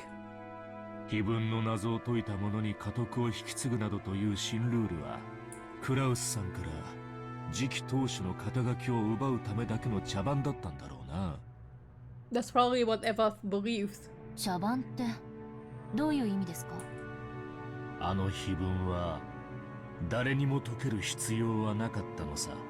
適当に刑事期間を経た後、本当に金蔵さんが後を継がせたかったエヴァさんを呼び出し、その答えを与えるだけでいい。つまりそれこそが当主継承の証ってわけさ。それはワイドショーでは言われていない話ですね。まあ当主継承がうんぬんなんて話をしたら余計陰謀説が優勢になっちゃうからね。 Yeah, that was probably the easiest angle to attack ever 俺も from, バカじゃ right? ないからさ、誤解を招くようなことはわざわざ口にしないよ。 This was his theory. At that time, the Shiromiya family head Kinzo, whose remaining life was announced to be short, was troubled by the problem of who was to succeed him. Normally, the successor would be fixed as the oldest son, Kraus, whom Kinzo had chosen himself. But in his later years, Kinzo began to think that Eva would make a more fitting family head. However, Kinzo, who was stubborn even against himself, was stymied by this title of successor that he'd already given to Kraus, and he'd searched for an official stance by which he could skip over Kraus and select Eva as his successor. That official stance was the riddle of the epitaph. The primary successor was still Kraus, but there was a new rule saying that if someone appeared who could solve the riddle, they would be chosen as the successor of the headship. Then, on what would probably be the final family conference, Kinzo told Eva the answer to that riddle himself. Nah. She figured it out by herself. I refuse to believe that Eva is very smart. In short, it was the same as proclaiming that Eva herself as a successor. エヴァさんはあの日、金蔵さんに呼ばれ、それを打ち明けられたんだ。そして、当主を引き継ぐため、当主だけが知る隠し館であるクワドリアンにエヴァさんを呼びつけたのだ。Oh, yeah, probably they don't know that Rosa knew of that place. で、一足早くその隠し館で待っていたエヴァおばさんは、そのおかげで事故の難を逃れた。Oh, they were referring to the hidden mansion. Okay, I see. エヴァおばさんが全ての財産を奪うために、事故を装ってみんなを殺し、自分だけ難を逃れただけかもしれない。That's how we saw it in episode 3. 大衆氏はそう騒いでるな。だが、俺はエヴァさんを信じてるよ。信ずるに足るポイントがいくつかあると思ってる。例えば？今エンジェちゃんが指に通してるその後ろ宮家当主の指輪だよ。その指輪は金蔵さんが特別に作らせた世界に一つしかない指輪だ。そして今エンジェちゃんが指にしているものは間違いなくそれだと作った細工師も認めてる。 The Shiromiya family has ring. That ring with the heft of gold and the one-winged eagle seal on it had a diamond arranged on a pedestal and felt both sturdy and reminiscent of the dark hobbies of the rich. Kenzo had worn that on his finger without removing it even for a moment. This man was saying that the fact that Eva had it proved that Kenzo had acknowledged her as the successor. その指輪を確かにエヴァさんが持つからこそ、そして実際にエヴァさんが優秀で、クラウスさんにはビジネスシーンでの数々の集大が知られていたことを加味すると、エヴァさんの話は全くの作り話とは思えないんだ。その指輪を奪うためにおじい様を殺害した可能性だってあるけれど、そしてエヴァおばさんは何らかの細工をして事故に見せかけて一族を皆殺しにした。I think in the first line of murders, we do know that Eva had no involvement in it. そうだな。So the one with all the servants dying. 大衆氏は財産の独り占めが目当てで一族を皆殺しにしたなんて言ってるようだな。確かにエヴァさんはここ一番では随分思い切ったこともしちゃう人だよ。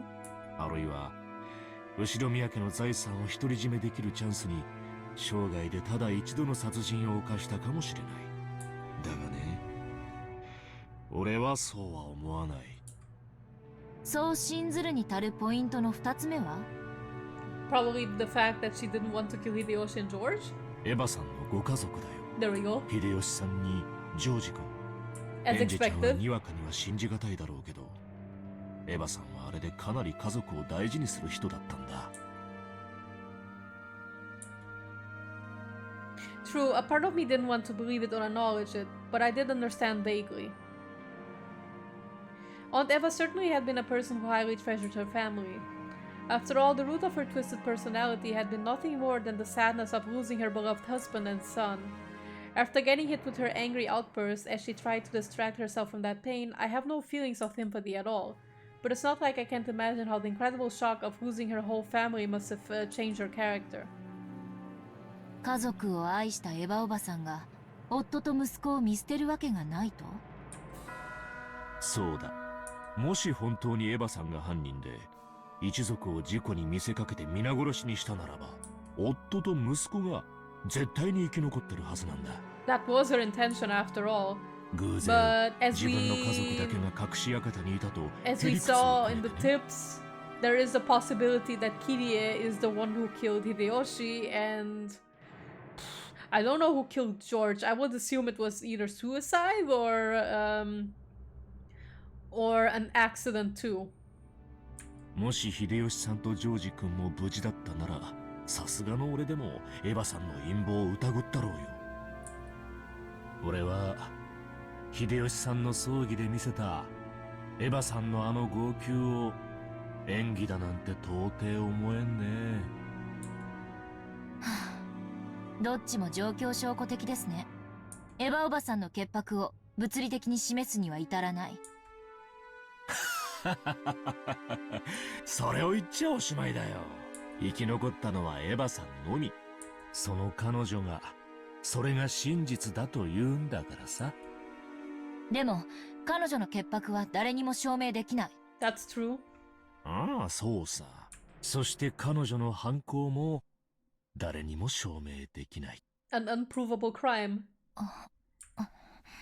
そして信ずるべきポイントの最後が警察だ。何しろ派手な事件だったからね。陰謀説を騒ぐ世論に後押しされて警察が随分とエヴァさんを調べたはずさ。It was easy to feel something unnatural about the claim that Eva had avoided the accident by coincidence because she alone had escaped to a hidden mansion. Furthermore, at the time, Hideyoshi's company had been right in the middle of a takeover struggle, and in order to buy off the big stockholders, she'd wanted a large sum of cash. It shouldn't be too hard to find a motive there. But as a matter of fact, there had been nothing at all that implicated Eva as she went to the family conference. Nothing unnatural was found on her that could have used to brutally murder her family and make it look like an accident. The servants who had escaped harm by being off duty on that day also stated that they hadn't seen anything strange regarding anyone related to the event ever included. Putting all of that together, it could only be concluded that Ushinomiya Eva had headed to the Rokkenjima for a normal family conference without any change, and had encountered an accident. 警察があれだけ散々調べて事件性を見出すことができなかった。警察がそう断じた。それでロッケン島疑惑は決着じゃないのかな。それは単に発見できなかったってだけの話じゃないんですか？ More or less, I guess. それを言い出したらキリがないな。悪魔の証明になっちまうよ。Oh, there it is, the devil's 犯 proof. 罪を暴くには証拠を見つければいい。でも無実を示すには何を見つけりゃいいんだい？消極的事実の証明は不可能だ。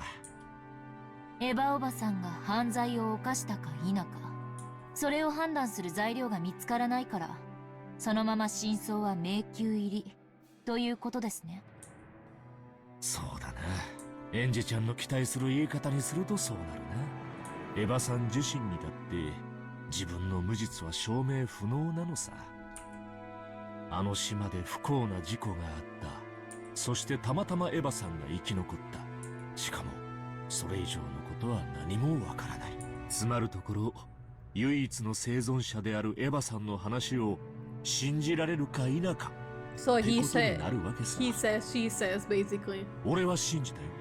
Believe in the heresy or not. 指輪の話や彼女の尊敬できる家族愛、そして葬儀で見せた涙、それらを加味して考えて彼女の話を信じようと思ったんだ。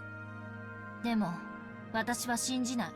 指輪なんて奪う気なら方法はいくらでもあるだろうし、家族仲が本当に良かったかなんて誰にも、葬儀の涙が本物かなんて証明不能 The later point という is か、 true. 私はそもそもエヴァおばさんなんて大嫌いだから、私は彼女の話を信じようなんて思わない。 So it becomes a problem of bias, huh? 事件の真相をどう見るか。俺とエンジェちゃんで真っ向から対立しちまったな。俺たちに与えられてる情報は全く同じなのに、全く異なる見解も持っちまう。What's with the car outside honking? こういうこと、政治や経済でもよくあるんだ。同じ事業をやっても必ず評価は分かれちまう。どうしてかわかるかい？いいえ。愛があるかどうかさ。相手に愛を感じてるかどうかで、物の見え方は全く違うってことなんだ。Oh? 好きな人が貧しい人に施しをすれば尊敬できるだろう。でも嫌いな奴が施しなんて始めたら、売名行為だとかばらまき行政だとか非難合々さ。He has a very good point.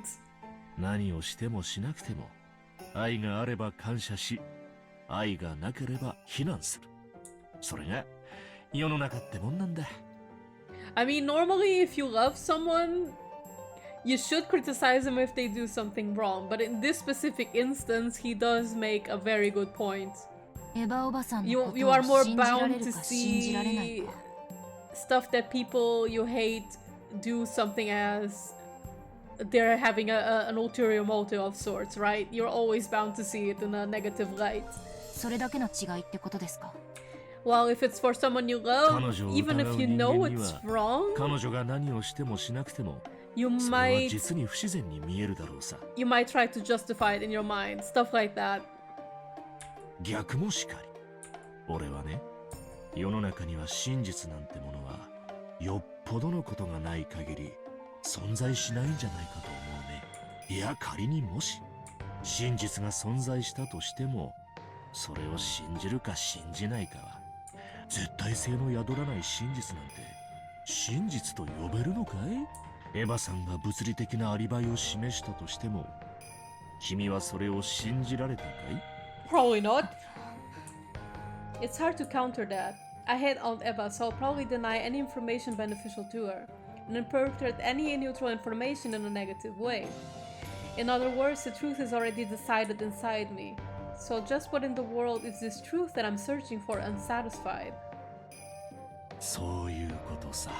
つまり、俺から何を聞こうとも、エンジェちゃんがエヴァさんを未だ疑っている以上、何を聞いても今更何も変わらないってことな。少なくとも今のエンジェちゃんじゃ、仮に未知の新事実を掴んだとしても真相に至ることはできんと思うね。私では真相に至れませんか？ Nope. だってエンジェちゃんはどんな新情報や新証拠が見つかったってエヴァさんが犯人だってスタンスは変えないんだろう。ならこれ以上何を調べたって意味はないじゃないか。 He has a point. And bathroom yet again. I think this will be the last time I go to the bathroom. Sorry, guys. Too much tea.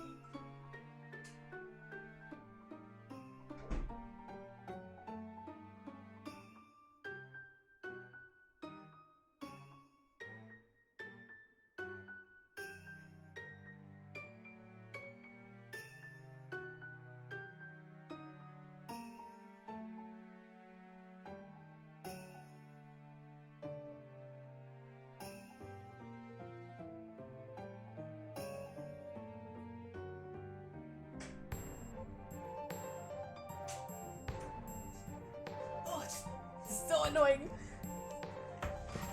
Why does tea pass through the body so fast? だがもしエンジェちゃんがそれを真相と思わずに、さらに奥深くの本当の真相にたどり着きたいと願うなら、もう話したつもりなんだけどな。なんだかわかるかい？ Do tell. 愛ですか？よく意味がわからないです。エンジェちゃんは今エヴァさんを犯人だと仮定し物を考えている。でもそれじゃあ片目で物を見てるようなものなんだ。片目じゃどんなに目を凝らしても物を立体的に見ることはできないだろ。だからもう一つ目がいるんだ。もちろん今の目とは別の立場での。エヴァおばさんが犯人ではない。あるいは本当に事故であるという仮定にも基づいて、物事を見ろと。そうそう、 Basically そ see の it 通 in り。 both perspectives, I guess. 物事を考えるときには異なる立ち位置から見るようにするんだ。そうじゃないと本当のことは何もわからない。 Yeah, basically see it in a neutral stance, 新 I 聞だって guess. そうさ。 At least that's what I interpret out of it. 一つの新聞だけじゃ He going そ to の tell 記事を Ange 書 to いた open 記者 her の目 third 線 eye. 一つでしかものが見られない。 Yes, Ange, open your third eye. 複数の新聞を読むことで初めて立体的かつ冷静に分析ができることもある。 He kinda has a point. That's true. 愛がなければ真実は見えない。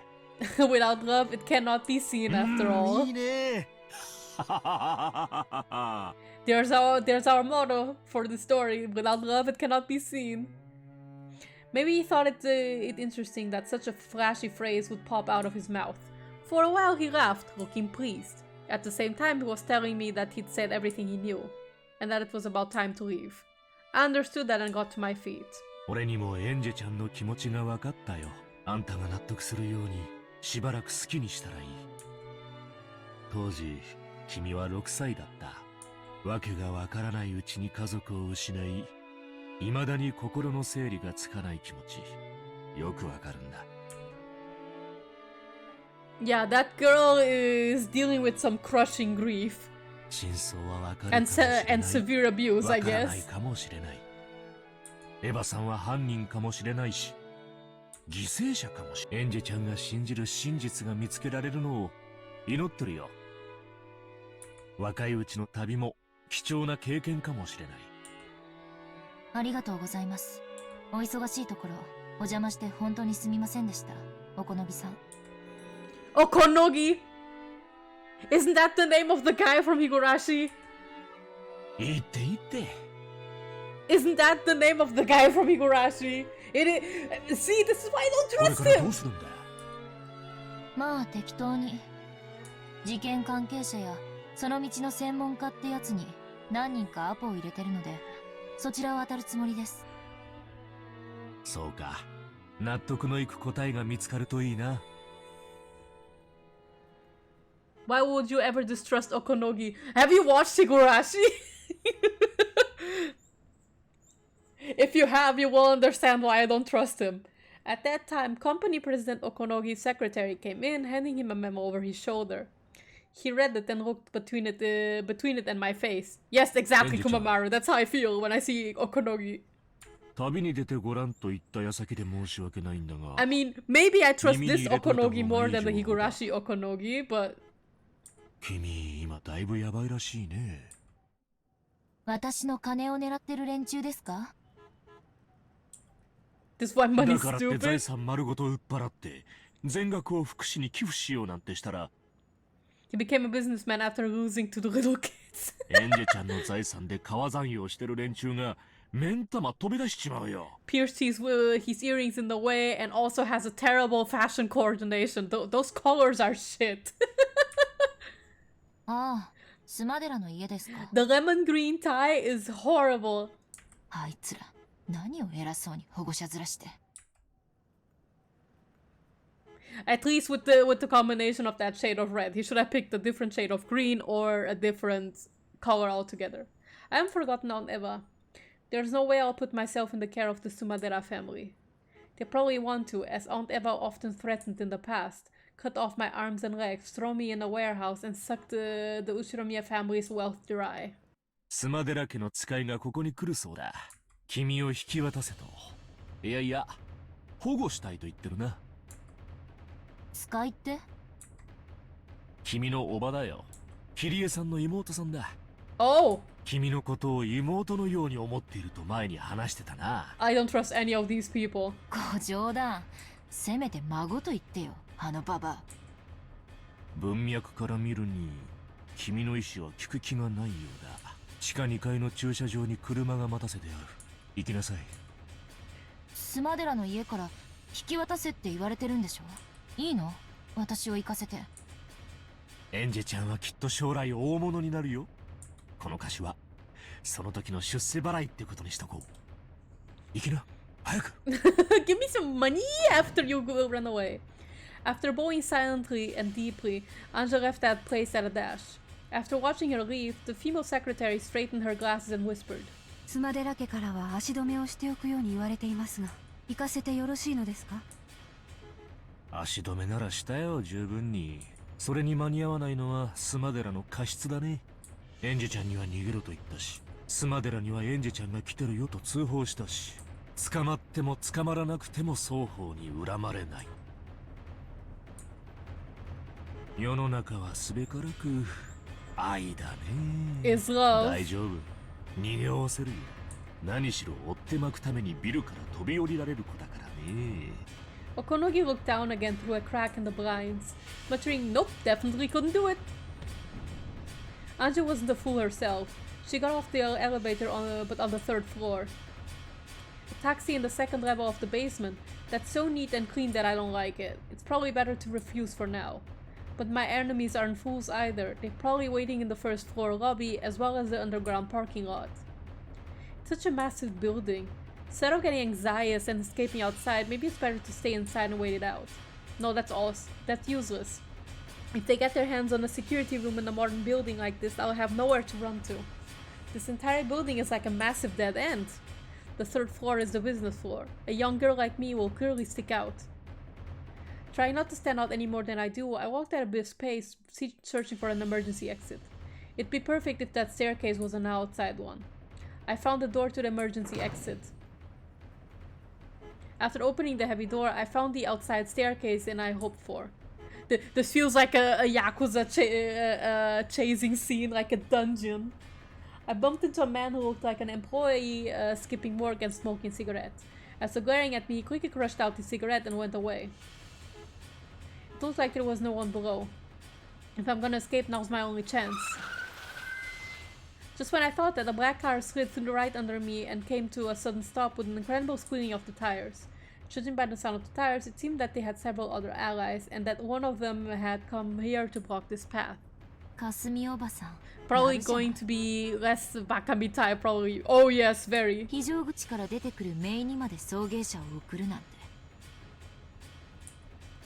Bam bam! The door of the car were forcefully opened and 3 black-suited men jumped out, looking up at the emergency staircase. Crap, our eyes met. 12、マルタイ発見。北西側非常階段3階。応援遅れ。Sheesh! エンジェ様、そこを動かれませんように。ご無礼を失礼します。The 3 of them began to clamber up the emergency exit. They already announced that they plan to be rough. This is pretty bad. As long as I don't stop breathing, they'll probably be ordered to grab me no matter what, even if they gotta rip out one of my arms. Clank, clank, clank, clank, clank, clank, clank, clank, clank. Their heavy, wild footsteps became a helix and began to rise from the lower floors, getting closer. In the entrance lobby of the building, a woman with 7 black-suited guards behind her advanced at a leisurely pace. Seeing this ostentatious entrance, the security guards for the building ran up to them, asking if they had an appointment. これだから東京人は名乗らせなければ相手の格もわからない。失礼いたしました。当社ではご来賓の皆様にはフロントにてセキュリ下がれ下船が。 I don't trust 私は you. お前たちの社長に呼ばれてきたんだよ。おこのぎ哲郎を呼んでおいで。呼びつけておいて出迎えもないとはね。これだから東京人は I can't imagine why Kiria didn't get along with her. ようこそ後ろ宮グループへ。スマデラかすみさん。With the secretary behind them, Okonogi dashingly appeared from the elevator. Even though both of them were bold smiles, they were wrapped in a tension reminiscent of the smell of gunpowder. エンジェはどこ？姉さんのかわいい姪を迎えに来たのよ私は。後ろ宮グループでは時間厳守がモットーでしてな。時間を守れない人間は契約も守れないってのが先代会長のお言葉でして。東京まで呼びつけてなんてざまなの？ Yes. 逃がしたわね。逃げられたと言ってもらいたいですな。これでも随分足止めはしたんです。さすがに蹴取られましてね。スマデラさんが時間通りに来てくれれば問題はなかったのですが。The roast これだ here. から地方人はルーズで困るんです。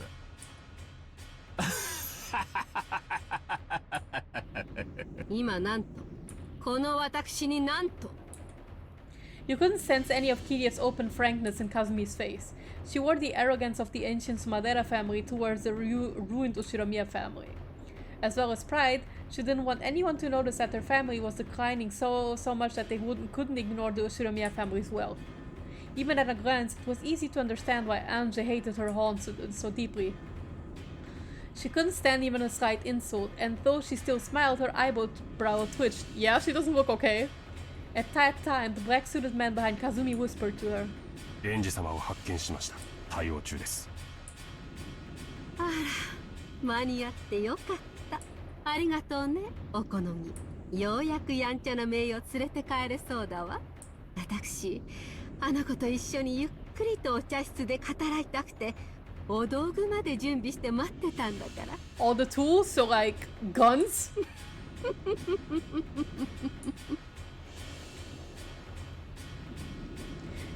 Clank, clank, clank, clank, clank, clank, clank. As a violent sound drew a helix, it rushed up at me from below, threatening to swallow me up. Of course, even if I fight, there's no way I'll be able to win. And yet running into the building would be like jumping into a dead end of my own accord. My enemies will increase in number with time. If I don't do something here and now, I won't have any more chances to escape. Then 3 muscular black-suited men came into view below me. 1, 2, 3. 3 people. In other words, everyone who had gotten out of the car. If there had been just one of them, I might have been able to dropkick them or something and smash them in the head, which might work out. But it really would be impossible with 3 of them. Wait, 3? If there's just 3, I should be able to make it. I can do it!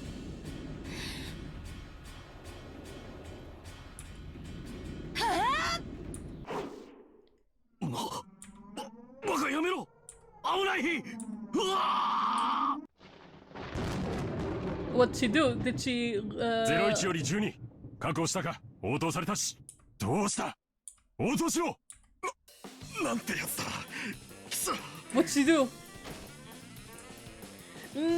Wow. See, that worked out perfectly, didn't it? There was just 3 of them after all. I've already tried that once from a higher place. I knew I'd be able to jump down to just 3 floors. It's a good thing that the car they came in was right beneath me. Even if it was as pleasant as a trampoline, it broke my fall a little gently, a little roughly. 失礼しちゃうわ。 Damn, this girl is a hard ass. ここまでへこむこともないだろう。 The roof of the car broke my fall, leaving a massive dent around my body. Car roofs are surprisingly delicate. I don't think it's because of my weight. Apparently, the 3 people on the stairs hadn't planned on me jumping down. Seemed they now realized that they'd been well outwitted and they were rushing down the stairs. They gotta run and escape while I have the chance. I moved my body, making clunking sounds on the car roof. But I'd been naive.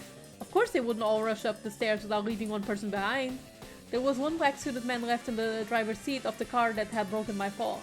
He stuck his head out the window, and when we realized what had fallen on him, he jumped out. Is she just indestructible? I guess so.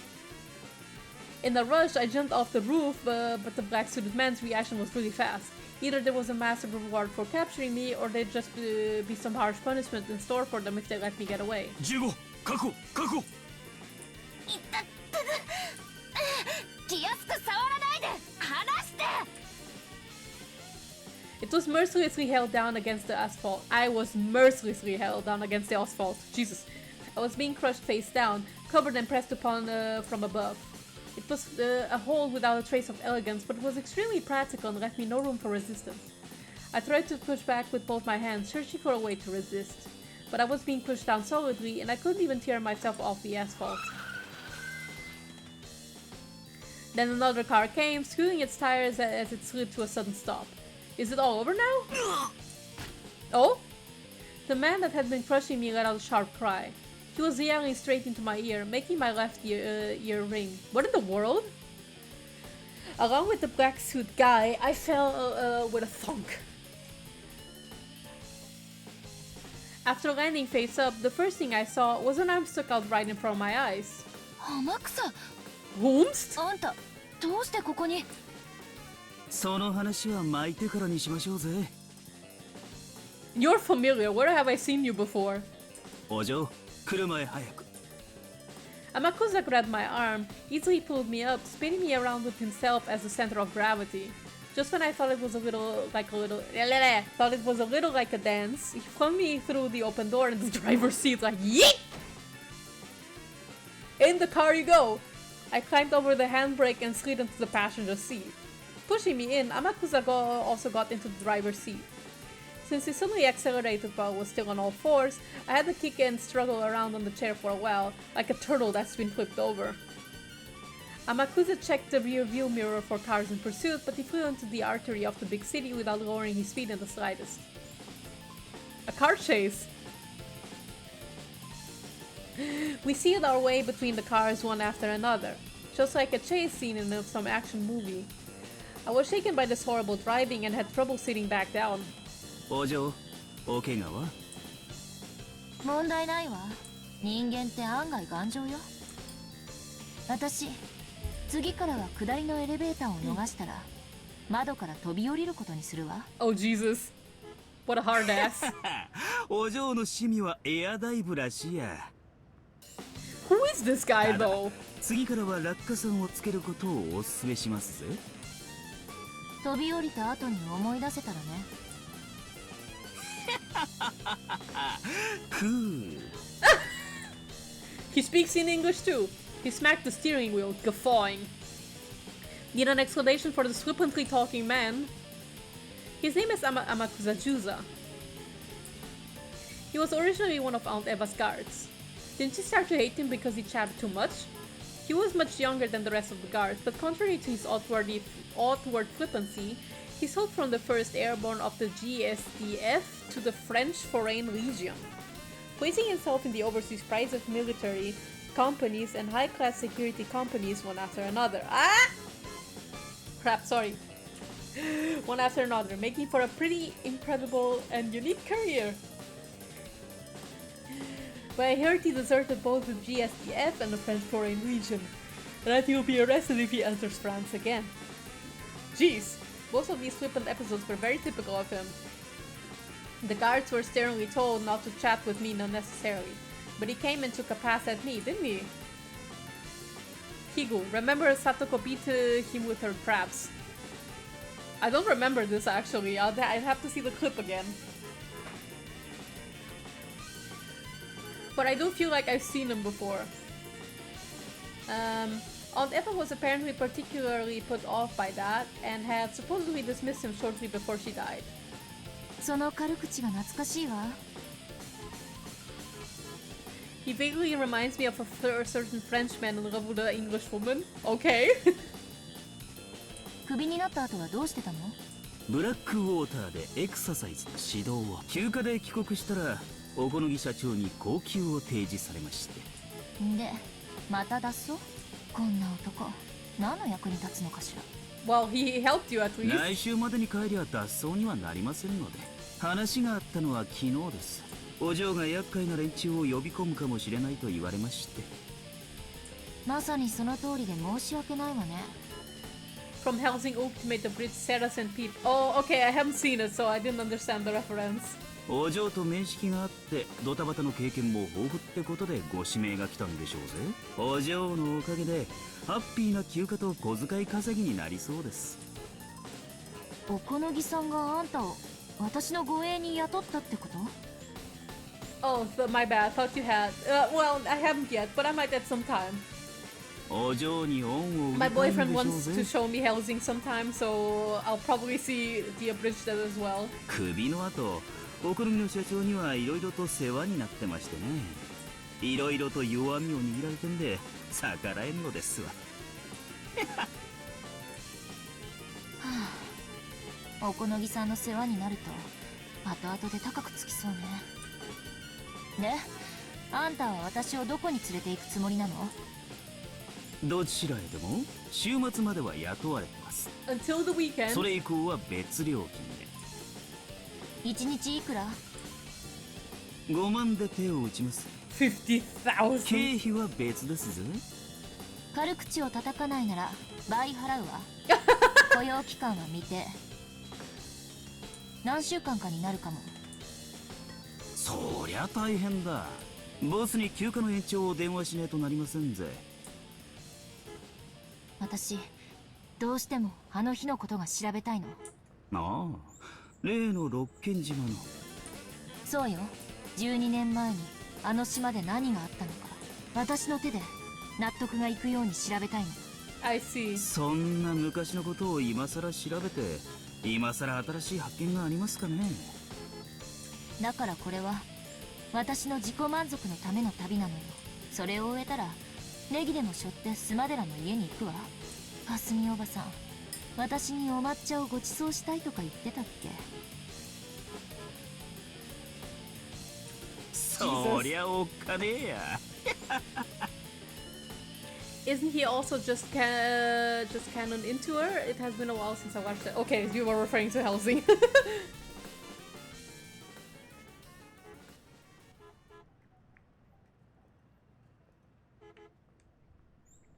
申し訳ございません。見失いました。I don't know how long this next scene will go because I'm actually tempted to stop here for today because I have to start preparing to go to bed. But let me see these things first. He's fundamentally a thrill seeker, willing to take dangerous jobs for a very little pay. At one point he did work as a guard for Ange, but after repeatedly violating Eva's strict orders not to speak to her, Eva grew to dislike him and fired him. Ange seemed to not mind having him around, as he would often chat with her.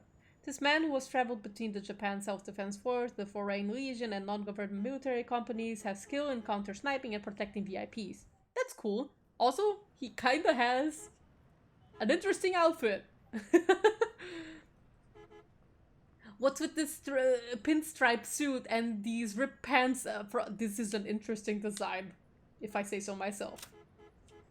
Oh, Konogi, Ange, cute shoes though. Eva, who's dead, and Kazumi. Get some new pants, young man. Indeed, I agree. Okay, but let's save.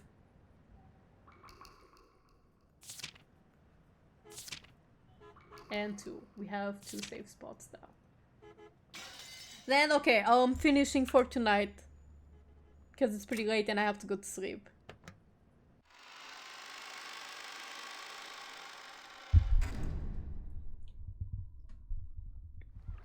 And I'm good on time as well. It was almost exactly 4 hours of stream. Okay.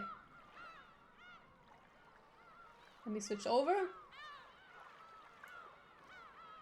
And oh, the chat doesn't refresh on here, but okay, whatever. Let me see if there's anything I can do. No, no channels to raid. Okay, then once again I'll be going to bed at now. Thank you everybody for coming, and I hope you have a good night. The schedule for did I have the schedule for next week already? Let me see. I just want to double check so I can give basically a rundown what I'm doing these next few days. If my computer lets me. If it stops slowing down on me. Okay, there we go. Okay, next Tuesday is another art stream, and I'll probably be continuing Umineko next Thursday, so the usual schedule. It will be up by Monday. Then, yeah, I'll be seeing everybody then on next Tuesday, and for those who want to just see Umineko next Thursday. Bye guys, have a good night, bye!